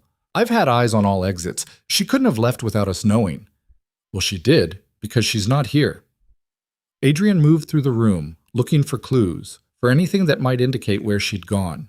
Found a note on the nightstand, folded once, his name written across the front in Alara's handwriting. He picked it up with hands that were suddenly unsteady, unfolded it. Adrian, I can't do this anymore. I've tried to make this work, tried to be patient, tried to understand why you keep me at arm's length while expecting me to play the devoted wife for your audience. But I'm done trying. I'm done waiting for you to figure out whether you want a real marriage or just the appearance of one. I'm not leaving you, not officially, not in any way that would affect your precious reputation. I'll still show up at your galas, still smile for your cameras, still be the perfect Mrs. Vale when you need me to be. But I'm also not staying in this penthouse, in this beautiful cage you've built, waiting for you to decide I'm worth the risk. I've rented an apartment, small, nothing like what you're used to, but it's mine. Somewhere I can breathe, somewhere I can be a person instead of a performance. Don't try to find me. Don't send your security team. Don't do whatever controlling thing you're already planning. I need space to figure out who I am when I'm not constantly trying to be what you need me to be.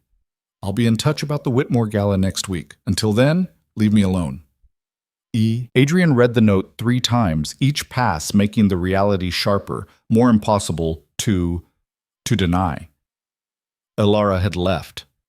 Not dramatically, not with ultimatums or threats, just quietly slipped away while he'd been busy orchestrating violence against people who'd threatened her, while he'd been making decisions about her safety without once thinking to ask her what she wanted. She'd left, and he had no idea where she was. Adrian? Marcus's voice came through the phone, tinny and distant. What's happening? She's gone. Adrian's voice sounded hollow, disconnected from his body. She left. Rented an apartment somewhere. Won't tell me where. I'll find her. Give me 2 hours. No. Adrian, she asked to be left alone. I'm going to respect that. The words tasted like ash. Pull the security detail from the building perimeter. Keep surveillance on the Castellanos until Dimitri's people finish their work, but leave Alara alone. That's not safe. If she's out there without protection, I said leave her alone. Adrian's voice cracked, the control finally shattering. She's not a prisoner. She's not a problem to solve. He stopped. Couldn't finish the sentence. Because what was Alara? His wife. His weakness. The one person who'd ever seen past the empire and the reputation and looked at him like he was just a man capable of being loved if he'd let himself be. The one person he'd systematically pushed away for 18 months while telling himself it was for her own good. And now she was gone. Just do what I asked, Adrian said quietly, and update me when Dimitri's work is complete. He ended the call before Marcus could argue, set the phone down carefully on Alara's dresser, stood in her empty bedroom surrounded by evidence of her absence. Closet half empty. Bathroom counter cleared of the products she used every morning. The lingering scent of her perfume fading into nothing. His phone buzzed. Another message from the Castellanos. Time's running out, Vale. Choose. Adrian looked at the message, at the threat that no longer mattered because Dimitri's people were already in motion, already moving through the city like shadows with very specific targets. Looked at it and realized that winning this particular war meant nothing if he'd lost the only battle that actually mattered. He'd protected Alara by pushing her away, and in doing so, he'd accomplished exactly what the Castellanos had wanted. He'd isolated her, made her vulnerable, proved that his greatest weakness wasn't love, but the fear of it. The irony was vicious. Adrian sank down onto the edge of Ilara's bed, still made with those perfect hospital corners she insisted on, and put his head in his hands. The penthouse stretched around him in all directions, 3 floors of glass and steel and carefully curated emptiness, a monument to everything he'd built and everything he'd lost. His phone rang. Dimitri. It's done. Castellano and his top 5 lieutenants are off the board. Clean work, no blowback. You're clear. What about the rest of the organization? Scattered, leaderless. They'll either fold into other operations or tear themselves apart fighting over succession. Either way, they're not your problem anymore. Adrian felt nothing. No relief, no satisfaction, no sense of victory. Just hollow certainty that he'd won a war that didn't matter because the person he'd been fighting for had already walked away. Thanks, Dimitri. You okay, Vale? You don't sound okay. I'm fine. Liar? A pause. Listen, I've known you a long time, long enough to know when you're lying to yourself. Whatever's eating at you, fix it. Because this thing we just did, you can't undo it, so make sure it was worth it. The line went dead. Adrian sat in the silence in his wife's empty bedroom, holding a note that said she was done waiting for him to figure out how to be human. And somewhere in the city, Alara was alone in an apartment he'd never seen, trying to build a life that didn't include him. He'd protected her from the Castellanos, but he hadn't protected her from himself. And that was the only threat that had ever really mattered. 3 days passed like open wounds, raw, infected, impossible to ignore. Adrian existed in the penthouse the way ghosts existed in abandoned houses, present but not really there, moving through rooms that echoed with absence. He worked because not working meant thinking, and thinking meant confronting the fact that Alara had been gone for 72 hours and he hadn't heard a single word from her. No texts, no calls, nothing except the silence that had defined their marriage for 18 months. Except now it stretched across the entire city, instead of just the space between their separate bedrooms. Marcus had found her, of course. Had tracked her to a studio apartment in Greenwich Village within 6 hours of her disappearance, despite Adrian's initial orders to leave her alone. The address sat in Adrian's phone like a loaded gun. West 10th Street, 3rd floor. Walk-up building with a broken buzzer and neighbors who played music too loud.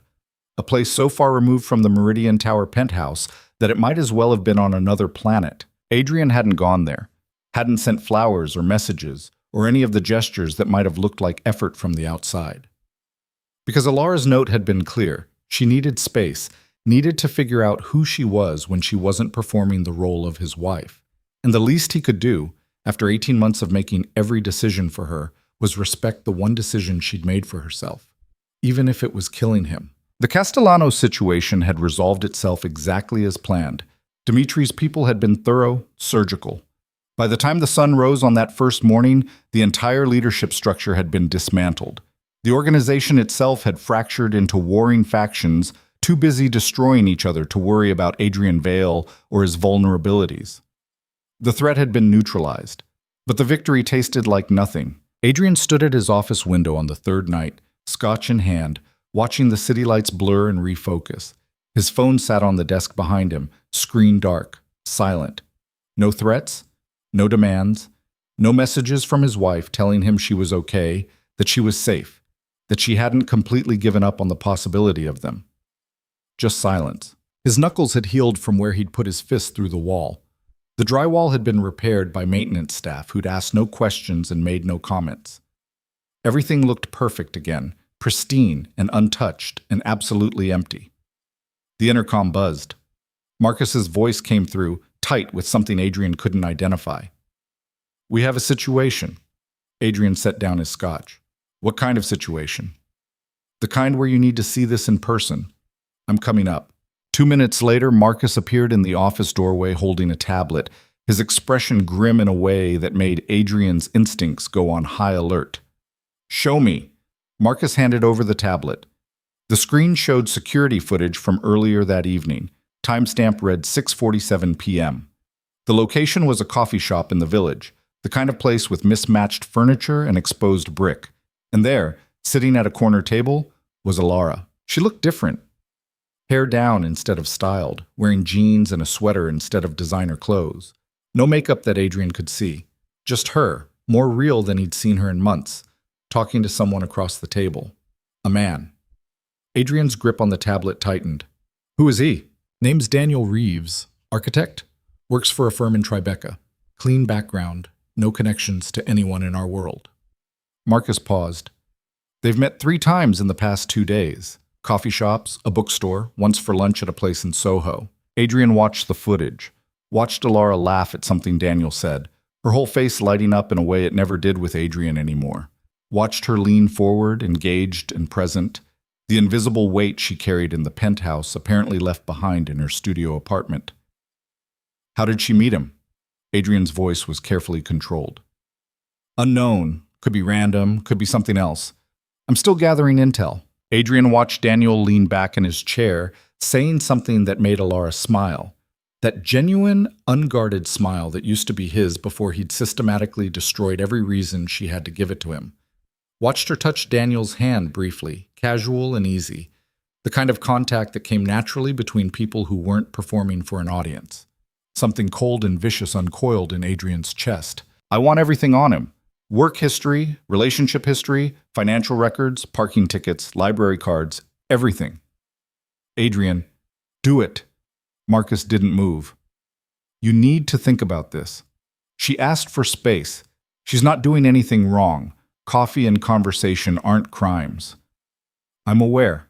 Are you? Because from where I'm standing, you look like you're about to do something stupid. Adrian set the tablet down with enough force that the screen cracked, a hairline fracture running through Alara's frozen smile. She's my wife. Then maybe you should have acted like her husband before she had to leave to remember what human connection feels like. The words hit like a physical blow. Adrian's head snapped up, fury sparking in his chest. Careful. Someone has to say it. Marcus's voice was hard, unapologetic. You pushed her away for 18 months. Told yourself it was protection when it was really just fear. And now she's out there finding what she needs somewhere else, and you're shocked? You're angry? You have no one to blame but yourself. Get out. Adrian, I said get out. Marcus held his ground for another 5 seconds, long enough to make his point, then turned and left. The door closed with a soft click that somehow felt louder than if he'd slammed it. Adrian stood alone in his office, staring at the cracked tablet screen, at Alara's face frozen mid-laugh with a man who wasn't him. His hands were shaking. Actually shaking, tremors he couldn't control no matter how hard he tried to lock them down. She was his wife, and she was sitting in a coffee shop in the village, smiling at someone else, looking more alive than she'd looked in months. The realization hit like a freight train. He was losing her. Not to threats or violence or anything he could fight with money or power. He was losing her to the simple, devastating truth that she deserved better than what he'd given her, and someone else had figured out how to make her feel seen. Adrian grabbed his jacket, his keys, moved toward the elevator before his brain could catch up with his body. Marcus's words echoed in his head. You're about to do something stupid. But he was already past the point of caring about smart versus stupid. He was past the point of measured decisions and strategic thinking. He was just a man who'd spent 3 days in hell watching his marriage dissolve, and he was done sitting in his glass tower pretending control meant anything, when the only thing he wanted was walking around the city without him. The coffee shop was called the Violet Hour, tucked between a vintage record store and a place that sold organic dog food. Adrian stood outside for a full minute, watching through the window as Alara sat at that same corner table, alone now, reading something on her phone. Daniel was gone. Just her, exactly as Marcus's surveillance had shown, except real and three-dimensional, and close enough to touch if Adrian walked through that door. He did. The bell chimed when he entered. Alara's head came up, eyes widening when she saw him. shock, then something that looked like fury, then something worse, resignation. Adrian, her voice was flat. What are you doing here? We need to talk. No, we don't. I told you to leave me alone. I can't. He moved closer, stopped when he was 3 feet from her table, close enough to see the faint circles under her eyes that suggested she'd been sleeping as poorly as he had. I can't just sit in that penthouse and pretend you didn't walk out. I didn't walk out. I took space. There's a difference. Alara set her phone down, crossed her arms. How did you find me? Does it matter? Yes, because if you had me followed, if you tracked my phone or put surveillance on my apartment, then we have an even bigger problem than I thought. Adrian said nothing. The answer was written all over his face. Alara laughed, sharp and bitter. Of course you did. Of course you couldn't just respect my one request for privacy. That would require you to see me as a person with agency instead of a variable you need to monitor and control. That's not fair. None of this is fair, Adrian. Her voice rose enough that other patrons glanced over. She lowered it, leaned forward. You don't get to do this. You don't get to ignore me for 18 months, and then show up here acting like you have some claim to my time just because you finally noticed I was gone. I always noticed you. Bullshit. You noticed when I was useful, when you needed arm candy for your galas or a prop for your perfect marriage image. The rest of the time, I was invisible. That's not true. Then tell me. Her eyes blazed. Tell me one thing about me that you learned in the last 6 months. One conversation we had that wasn't about your schedule or your business or logistics. One moment where you actually saw me instead of just the role I was playing. Adrian opened his mouth, closed it. Nothing came. That's what I thought. Alara's voice went quiet, deadly. You can't. Because you've been so busy protecting me from threats outside that you never noticed you were the threat inside. You were the one making me feel like I was dying a little more every day. Alara, I met someone. The words came out fast like she was ripping off a bandage. Nothing happened. Nothing physical. Nothing that violated our vows. But I met someone who actually listens when I talk. Who asks about my day and cares about the answer.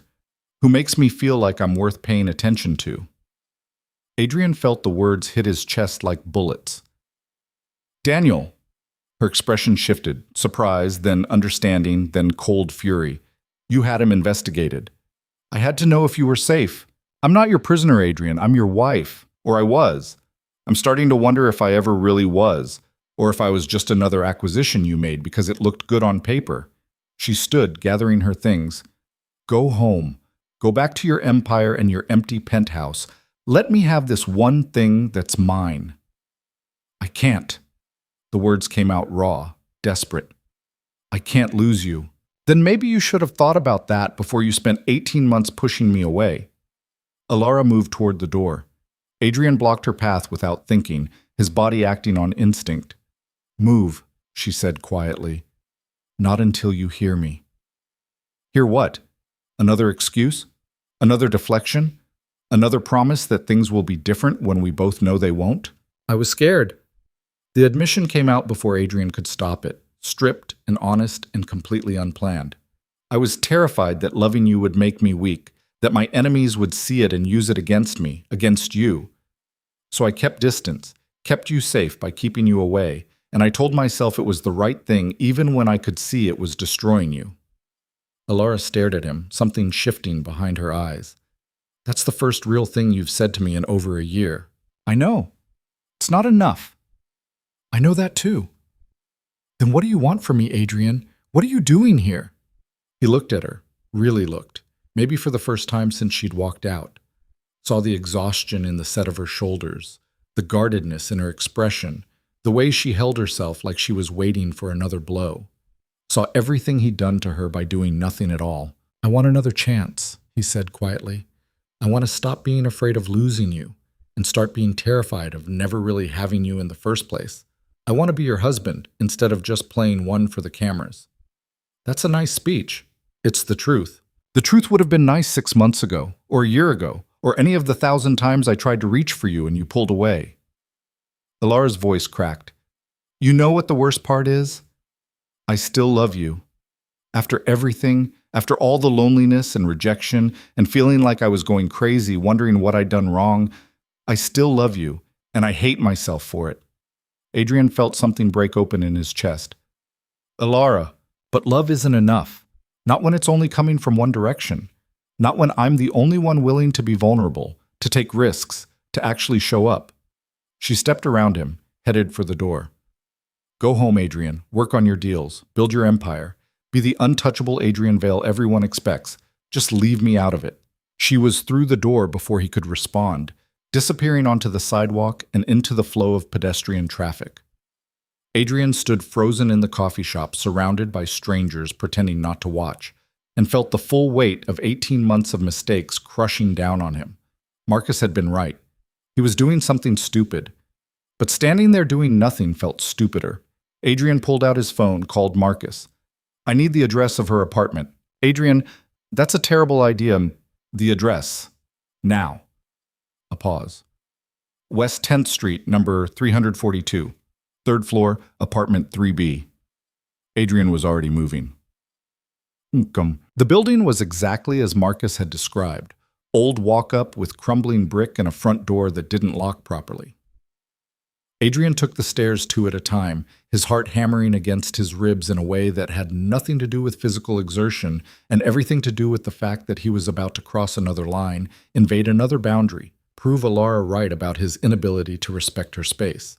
But he was also done pretending that space and distance had ever solved anything. Apartment 3B.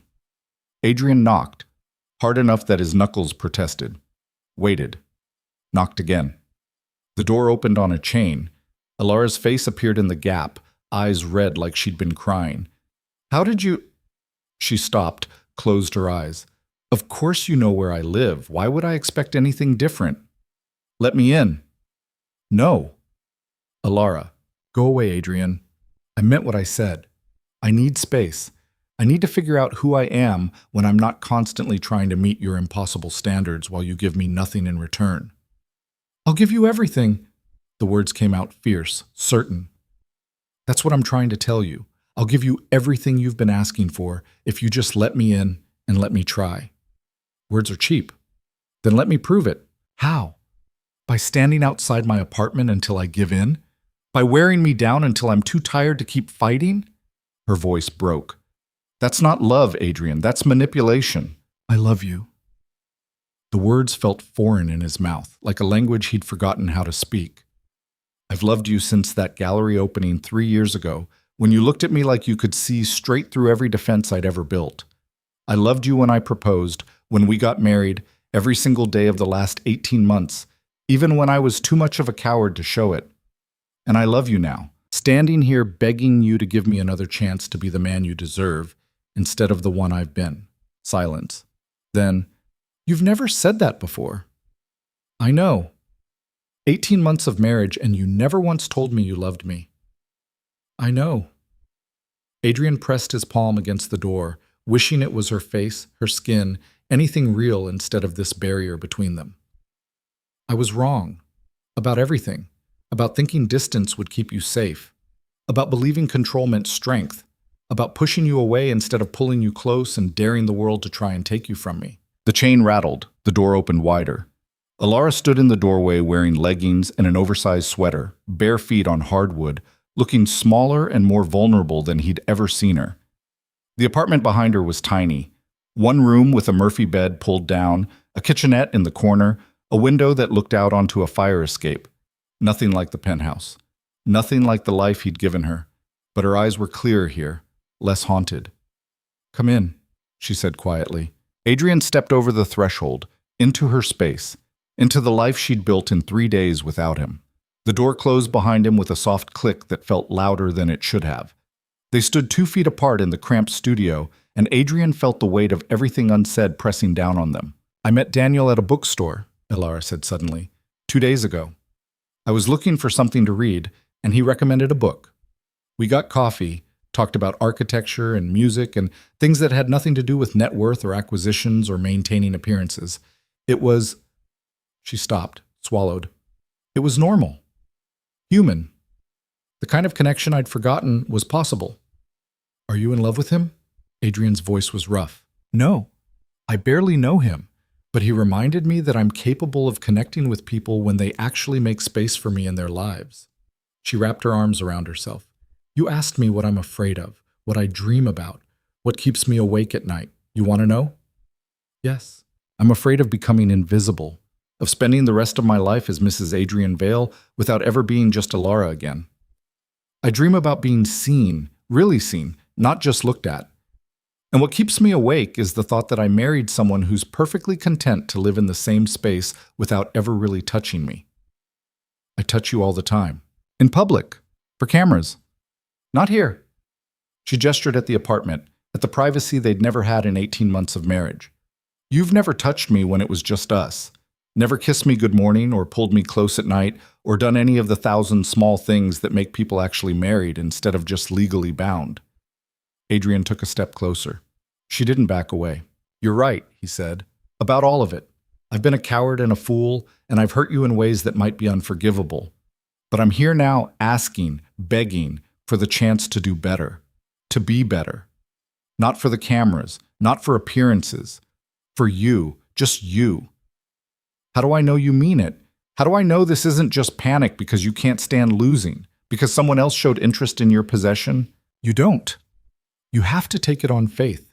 The same faith you had when you married me, when you stood beside me for 18 months, hoping I'd eventually figure out what you'd known from the beginning, that love is risk, and risk is the only thing that makes any of this real.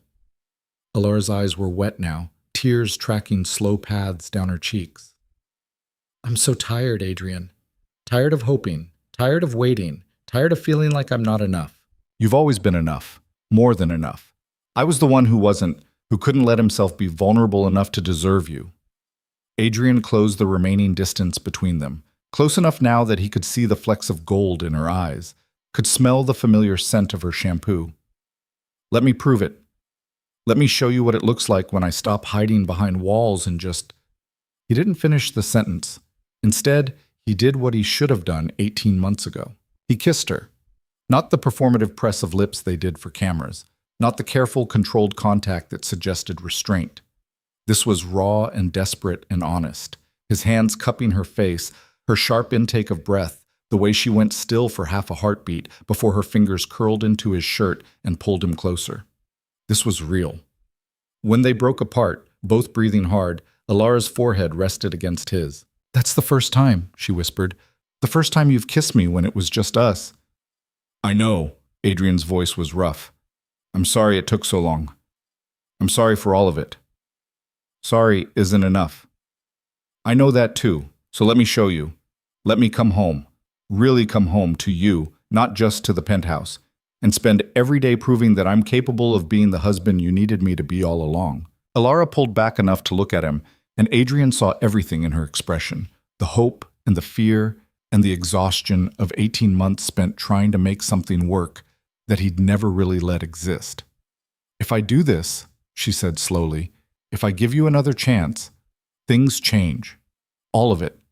No more separate bedrooms. No more calculated distance. No more performance without substance.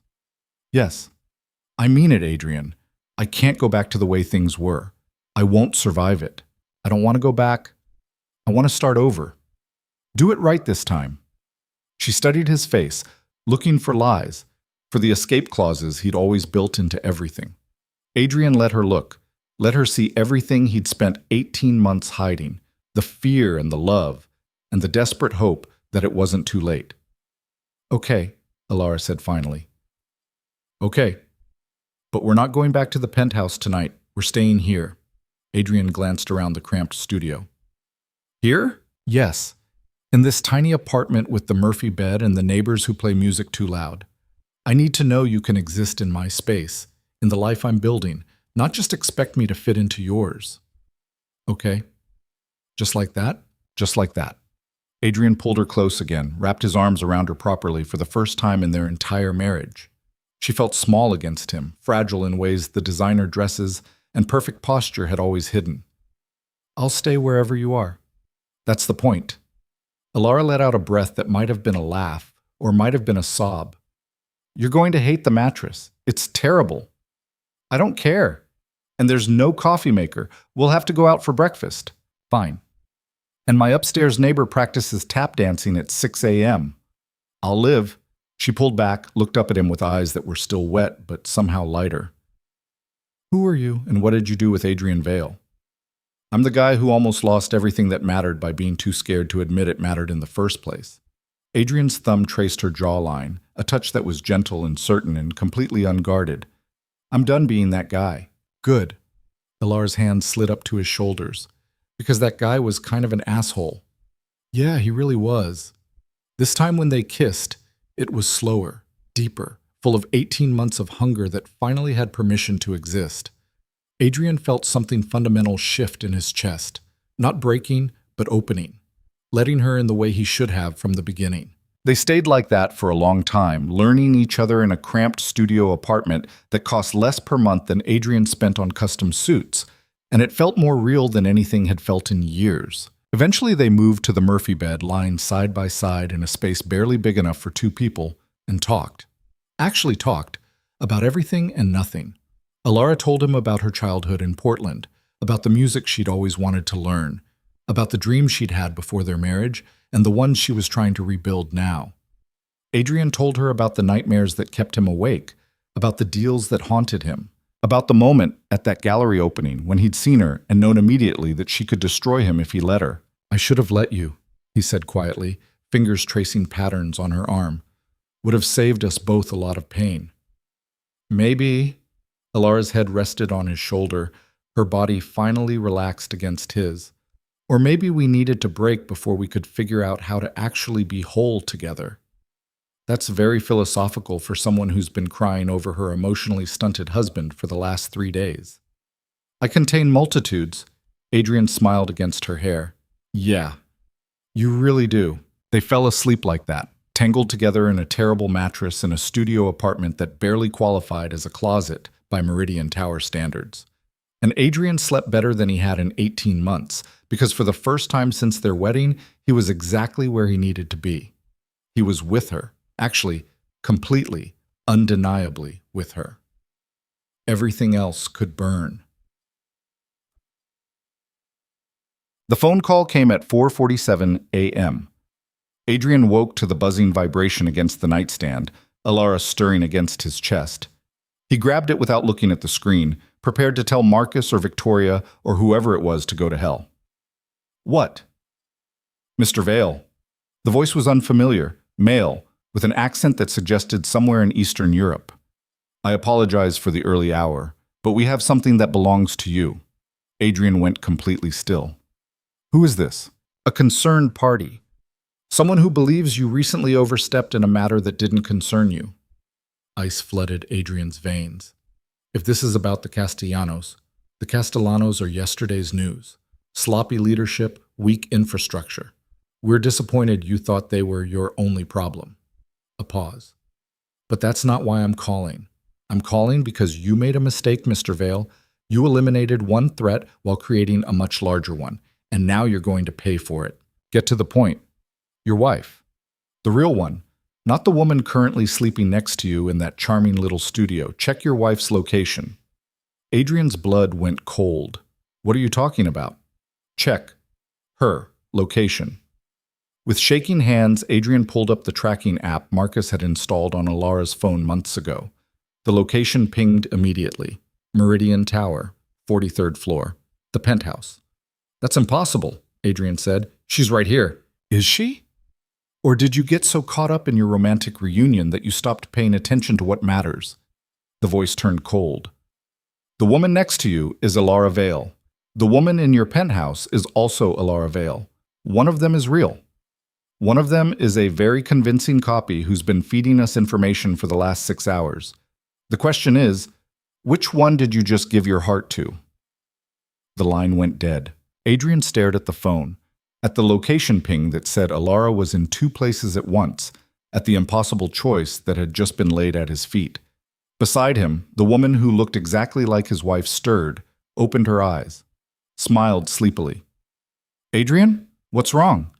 He looked at her. Really looked. and realized with devastating clarity that he had no idea if the woman he'd just poured his heart out to was really Alara or the most dangerous threat he'd ever faced. Adrian's hand moved to the woman's wrist before his brain could fully process the action. Fingers closing around delicate bones, feeling for the pulse that would tell him whether the heart beating beneath her skin was the one he'd learned to recognize over 18 months of marriage. She flinched at the contact, confusion flickering across features that looked exactly like Alara's. "Adrian, you're hurting me." The voice was right. The cadence, the slight rasp on certain consonants, the way she said his name like it was both question and accusation. Everything was right, or everything was perfectly, devastatingly wrong. "Your left hand," Adrian said quietly. "Show me your left hand." She pulled away from his grip, held up her hand. The platinum wedding band caught the dim light from the street outside. His grandmother's ring, the one he'd slipped onto Alara's finger at their wedding while promising things he'd spent 18 months failing to deliver. But bands could be copied. Platinum could be purchased. "What's happening?" Her eyes searched his face, and Adrian saw fear there, genuine or performed, he couldn't tell anymore. "You're scaring me." Adrian released her, rolled out of the Murphy bed and grabbed his phone, pulled up Marcus's number with shaking fingers. The call connected before the first ring finished.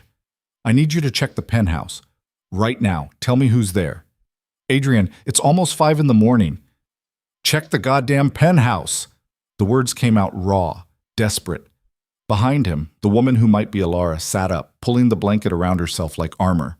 He heard Marcus moving, heard the click of security feeds being pulled up on his end, a pause that lasted 3 lifetimes. "There's someone in the master bedroom," Marcus said finally. "Female, dark hair, she's... Christ, Adrian, she looks exactly like Alara." "Where's the security detail?" "At the perimeter of the building. Following your orders to give her space. They haven't been monitoring the interior since..." Marcus stopped. "Since you told them to back off 3 days ago." Adrian's vision tunneled. He'd created this. His insistence on distance, on respect for Alara's privacy, on backing off security to prove he could trust her. All of it had carved out the exact vulnerability someone needed to walk into his home undetected. Or maybe the vulnerability had always been there, sitting on this Murphy bed, crying in coffee shops, manufacturing the perfect emotional crisis to pull him away from everything he'd built. "I'm coming there," Adrian said. "Lock down the building. No one in or out. I don't care who's inside. They stay until I sort this out." "And the woman with you?" Adrian looked at her. This woman with Alara's face, Alara's voice, Alara's everything. She stared back with eyes that held either terror or the world's most convincing performance of it. "She stays with me." He ended the call and turned to face her fully. "Stand up." "Adrian, stand up. Now." She did slowly, the blanket falling away to reveal the same body he'd held moments ago. The same curves and angles he'd memorized in those first months of marriage before distance became their default language. She wore the oversized sweater and leggings she'd had on last night. Nothing that couldn't have been observed and replicated by someone watching from outside. "When we met," Adrian said quietly, "at the gallery opening 3 years ago, what was the first thing I said to you? You asked if I was with anyone." Her voice was steady despite the fear in her eyes. "Then you corrected yourself and asked if the Rothko made me feel anything, or if you were the only idiot standing here pretending abstract expressionism was profound." The answer was right. Word perfect. Adrian's chest tightened. "Our wedding night. After the reception." "What happened?" "Nothing happened. You kissed me goodnight at my bedroom door and went to your office. I stayed awake until 3 a.m. wondering what I'd done wrong, why my husband wouldn't touch me." Her voice cracked. "I cried myself to sleep. You never knew because you never asked." Also right. Devastatingly. Perfectly right. 6 months ago," Adrian continued, his voice harder now, "you moved into the guest bedroom. What did I say when you told me? You said you understood, that you'd sleep better too. Then you went back to reading contracts like I just told you about the weather." Tears tracked down her cheeks. "You didn't fight for me. Didn't ask me to stay. Just let me go like it didn't matter." Adrian felt each answer hit his chest like stones. This woman knew things only Alara could know, private things, painful things, the intimate failures of their marriage that existed only in the silence between them. Unless someone had gotten to Alara weeks ago, months ago. long enough to catalog every detail, every interaction, every wound. His phone buzzed. A message from an unknown number. A photo attached. Adrian opened it with hands that had stopped shaking and started going numb. The image showed the penthouse master bedroom. His bedroom, untouched for 3 days.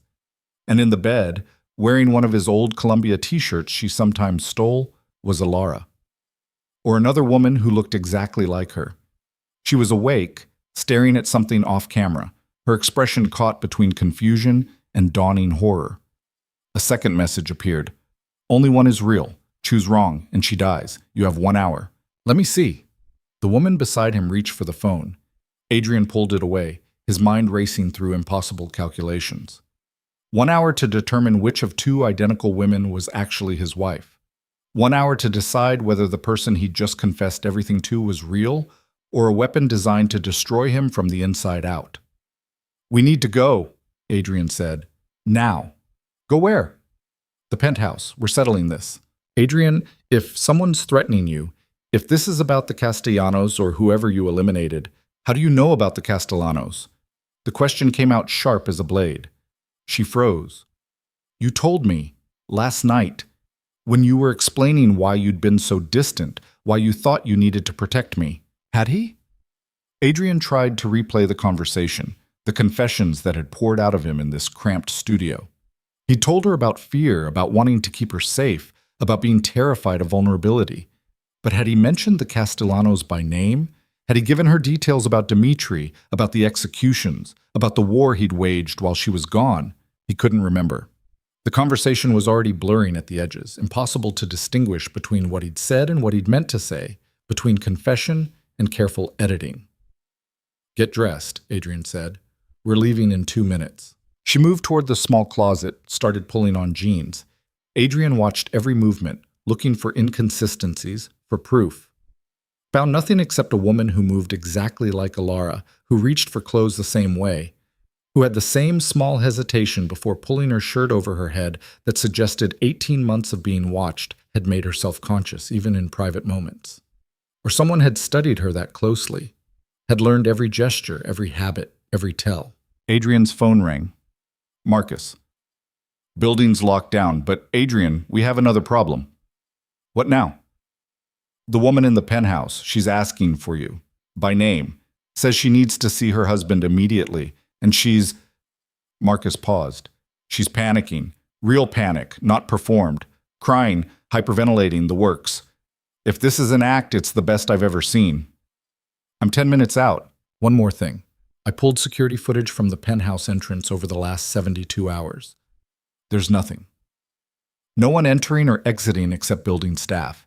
If someone's in there, they either came in before Alara left 3 days ago, or they got in a way that bypassed every security measure we have. That's impossible.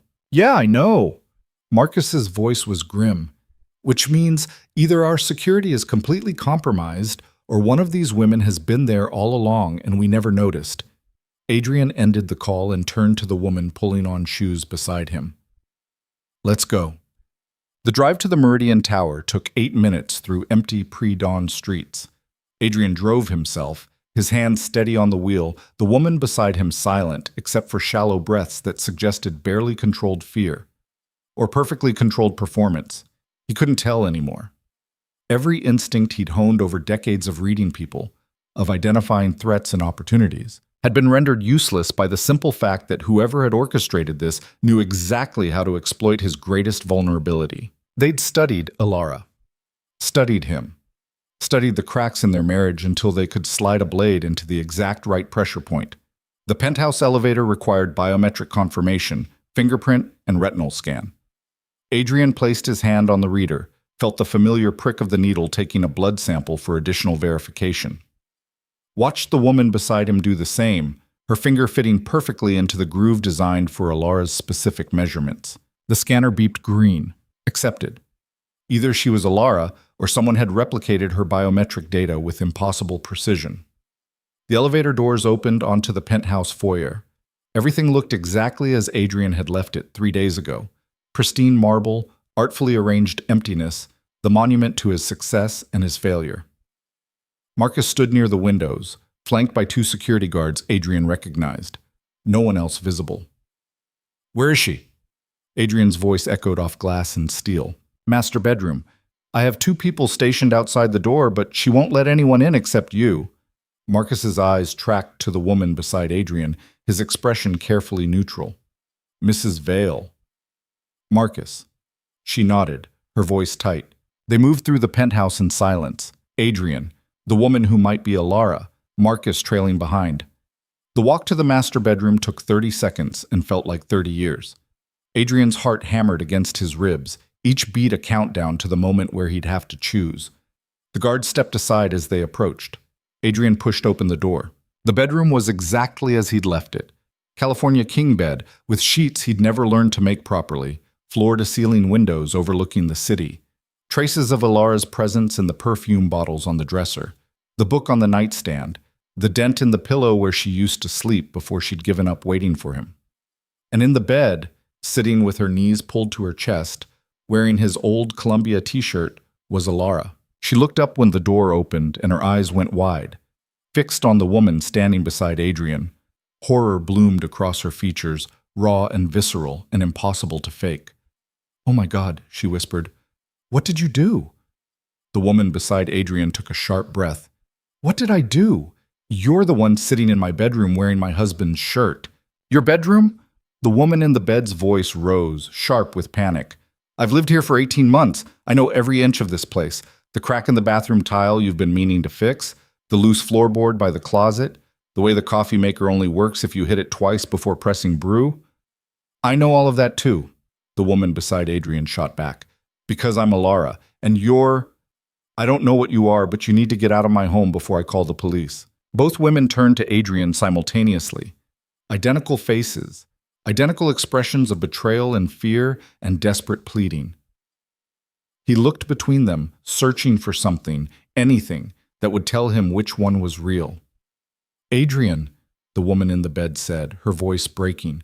"Please, it's me. I don't know what's happening. I don't know who she is, but it's me. You know it's me." "That's what I said," the woman beside him countered. "What we talked about last night. Everything I told you. You know who I am." Adrian's phone buzzed.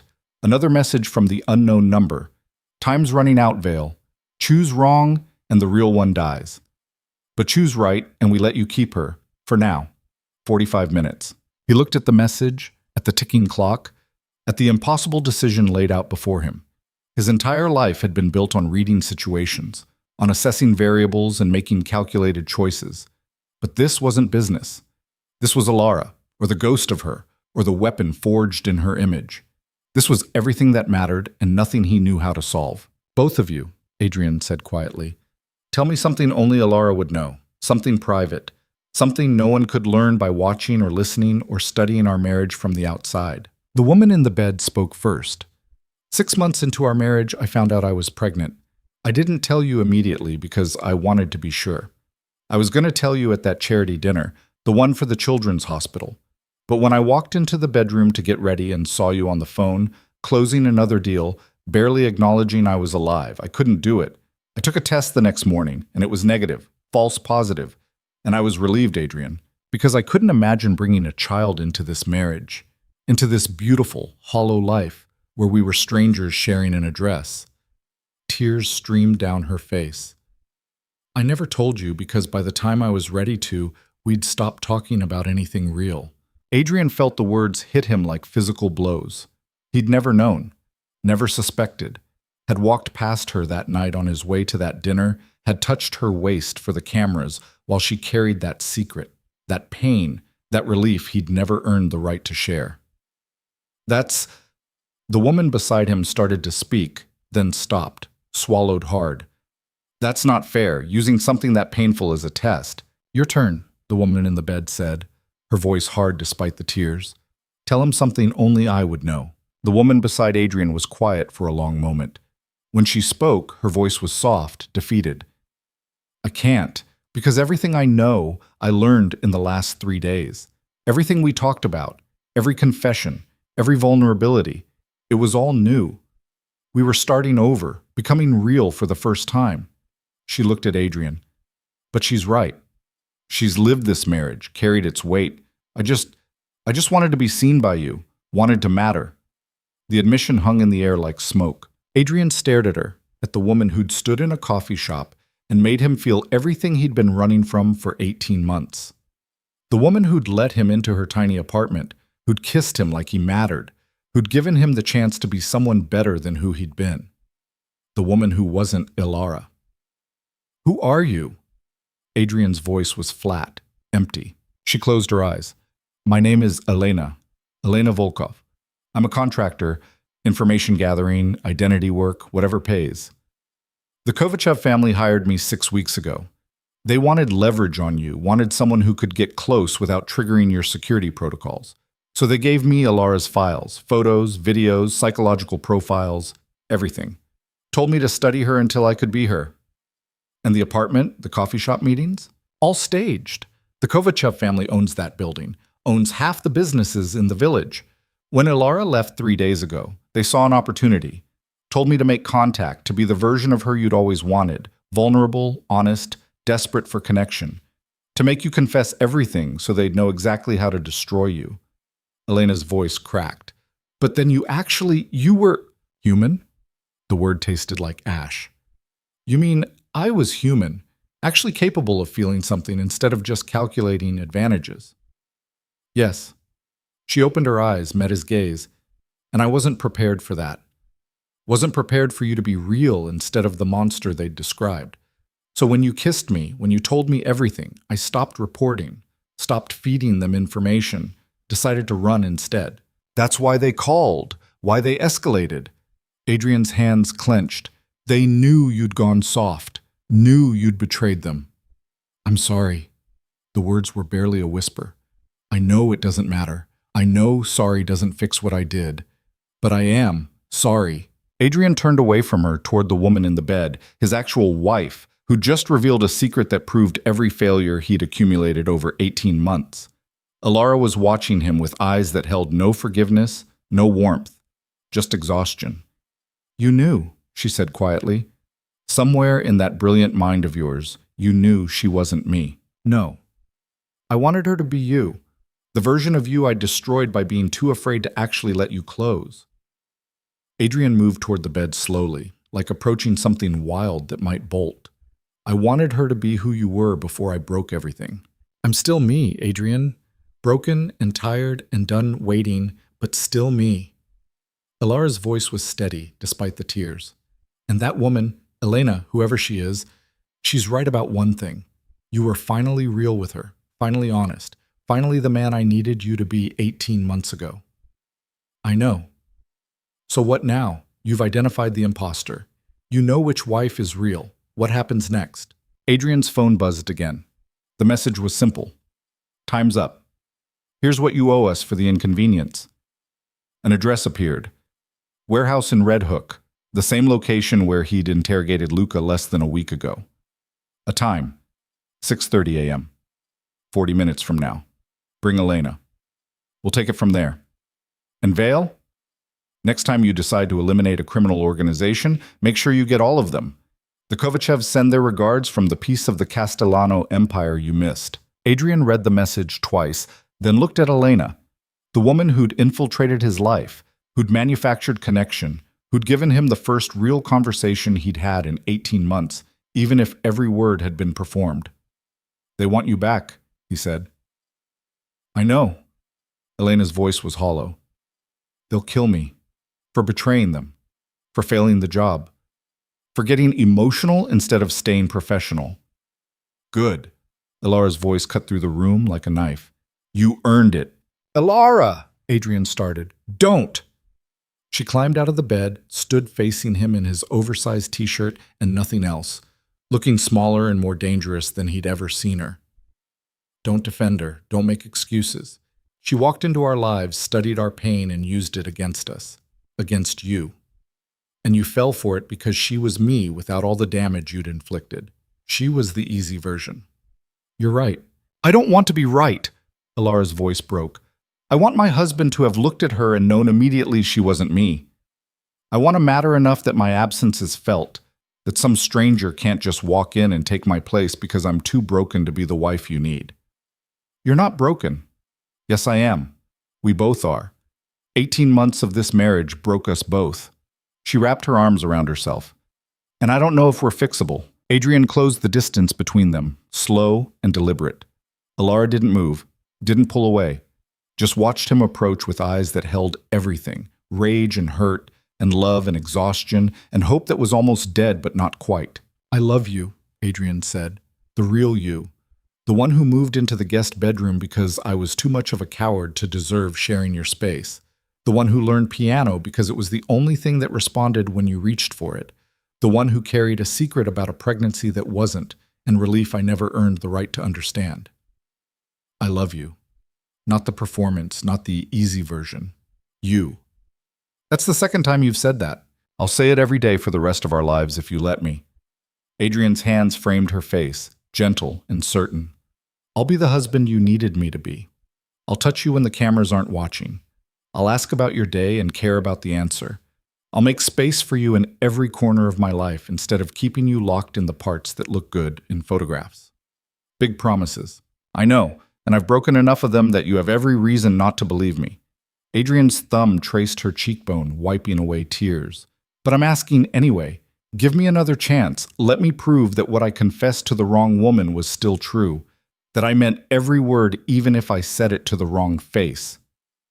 Alara was quiet for a long time, studying him with eyes that seemed to see straight through every defense, every wall, every carefully maintained lie. Okay, she said finally. But things change. All of it. Starting now. Starting now, Adrian agreed. He kissed her then. The real her, his actual wife, the woman who knew all his failures and loved him anyway, and felt something fundamental shift in his chest. Not breaking, healing. Slowly, painfully, but real. Behind them, Elena spoke quietly. I should go. Adrian pulled back from Alara, turned to face the woman who'd almost destroyed everything. Where? I don't know. Away from here. Far enough that the Kovachevs can't find me, that you never have to see my face again. They'll hunt you. I know. Elena's smile was sad, resigned.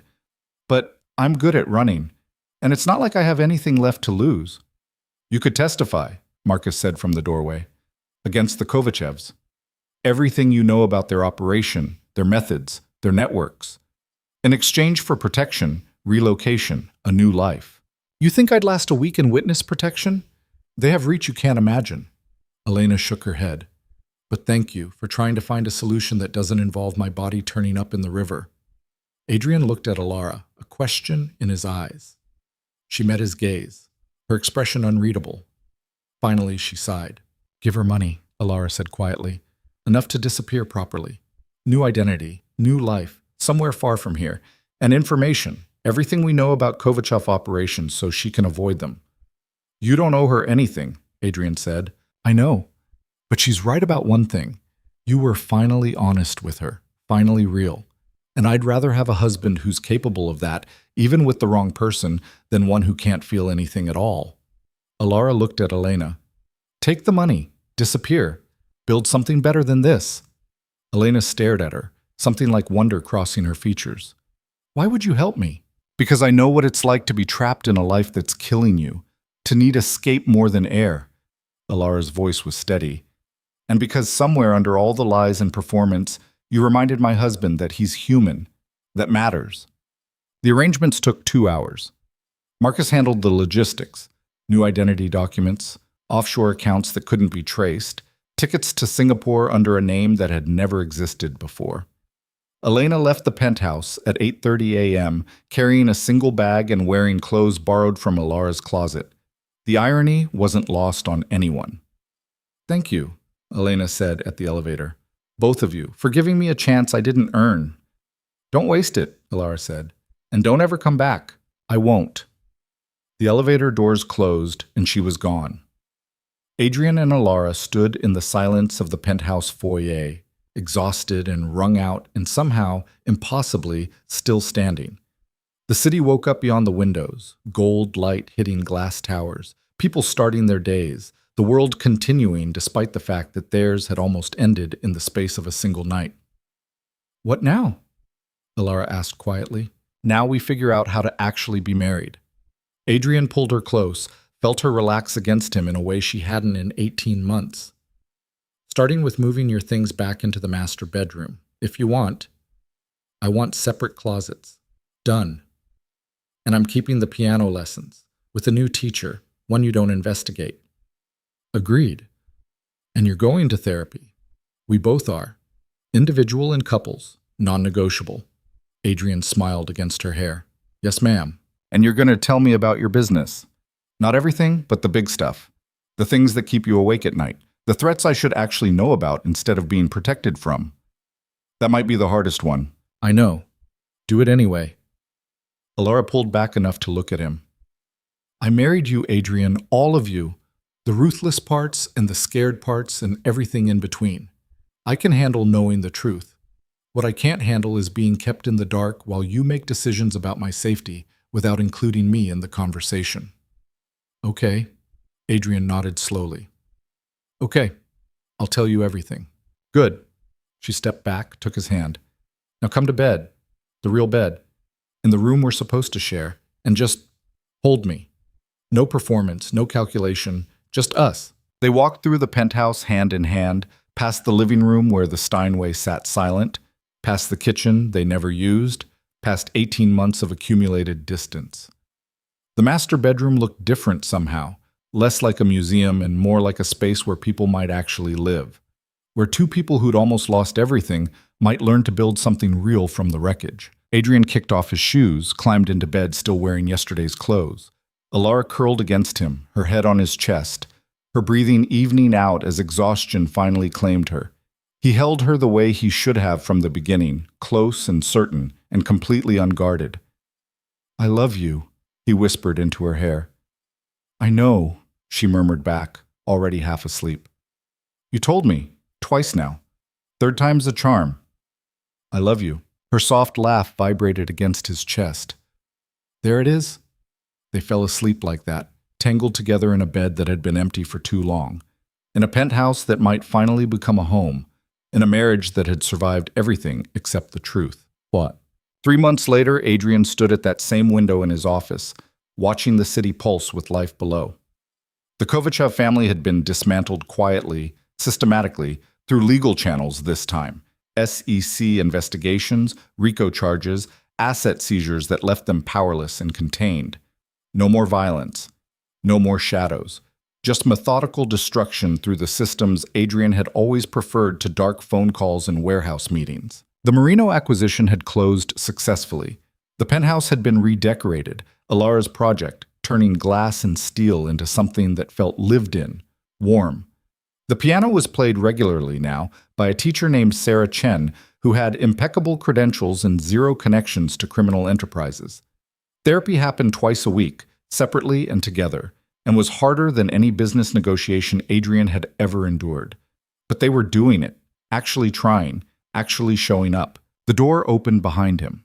Alara appeared, wearing jeans and one of his shirts, her hair pulled back in a messy knot. She crossed the office, wrapped her arms around him from behind. "You're thinking too hard," she said. "Old habit. Break it." Adrian turned in her arms, studied the woman he'd almost lost by trying too hard to protect. She looked different now, lighter, easier in her own skin. The shadows under her eyes had faded. The guardedness had softened into something that looked almost like trust. "I was thinking about that night," Adrian said, "when I couldn't tell which one was real. And I'm sorry that I couldn't identify you immediately, that some stranger studied you well enough to fool me even for a moment." Alara was quiet, considering. "You know what I think? I think you knew the whole time. Somewhere deep down, you knew Elena wasn't me. But she was easier, less damaged. The version of me you could love without having to confront everything you'd broken." She touched his face gently. "And I'm not angry about that anymore. Because you chose right when it mattered. And you've been choosing right every day since." "Have I? You're here, aren't you? Actually here, not just physically present while your mind is somewhere else. You ask about my day. You come to bed without being asked. You touch me like you mean it." Her smile was soft, real.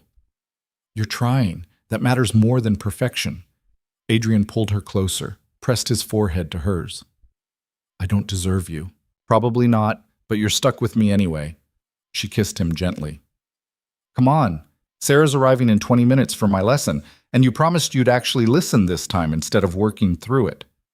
I did promise that. They walked through the penthouse together, hand in hand, past the artwork that meant something now, past the kitchen where they'd started cooking together on weekends, past the guest bedroom that had been converted into a home office for Alara, her space, her territory, somewhere she could exist separate from being Mrs. Adrian Vale. The piano sat in the living room, sheet music scattered across its surface. Alara settled onto the bench, and Adrian took his usual spot on the nearby sofa, close enough to listen, far enough not to hover. She started playing something he recognized now, Clair de Lune, the piece Luca had introduced her to months ago. Her fingers were surer now, the notes flowing together instead of stumbling. Adrian watched her play, watched the concentration on her face, watched her exist completely in this moment instead of performing for someone watching. And he understood finally what she'd been trying to tell him for 18 months, that love wasn't about protection or control or calculated distance.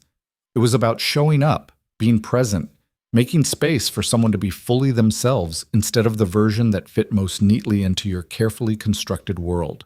The music filled the penthouse the way silence used to, and Adrian Vale, feared and powerful and worth billions, sat on his expensive sofa and listened to his wife play piano and felt wealthier than he'd ever felt closing a deal.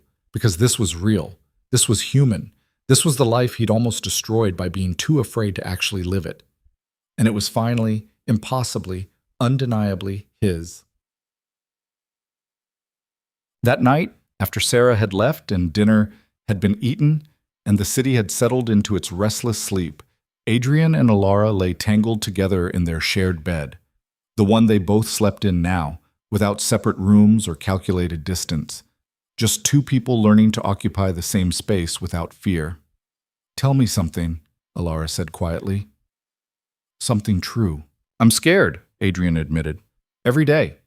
That I'll fall back into old patterns. That I'll start prioritizing deals over you. That I'll forget how close we came to losing this. Me too. Her fingers traced patterns on his chest. I'm scared that I'll wake up one day and you'll be gone again. Back behind your walls. Too far away to reach. What do we do about it? We remember. We choose each other. We keep showing up even when it's hard. She tilted her head up to look at him. And we forgive ourselves when we fail, because we will fail. We're human. We're going to mess this up sometimes. Very wise. I have a good therapist. Adrian smiled, kissed her forehead. I love you. Third time today. You're getting better at this. I have a lot of time to make up for. Yeah. Alara settled against him, her breathing evening out. You really do. They fell asleep like that. Together. Honest. Finally free of the performance that had nearly killed them both. And in the morning, they'd wake up and do it again. Choose each other. Show up. Be real instead of perfect. Because that's what love was, Adrian had learned. Not the absence of fear, but the decision to stay anyway. Not perfect choreography for cameras, but messy, difficult, honest connection when no one was watching. It was Alara's hand in his, her laughter in the kitchen, her music filling spaces that used to echo with silence. It was coming home to someone who saw him, really saw him, past the empire and the reputation, and chose him anyway. It was being vulnerable enough to be hurt, and brave enough to stay. It was everything he'd been too afraid to want. And it was finally, impossibly, beautifully his. The end. In the end, Adrian Vale learned what power had never taught him. That strength wasn't control, but surrender.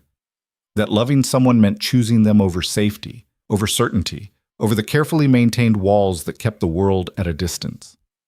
Alara had known this from the beginning, that marriage wasn't performance, but presence. That touch mattered most when cameras weren't watching. That the greatest risk was never loving at all. They built something real from the wreckage of what they'd almost lost. Not perfect, not without scars, but honest in ways that mattered more than any illusion of perfection ever could. Some wars are won not by eliminating threats, but by being brave enough to let someone close.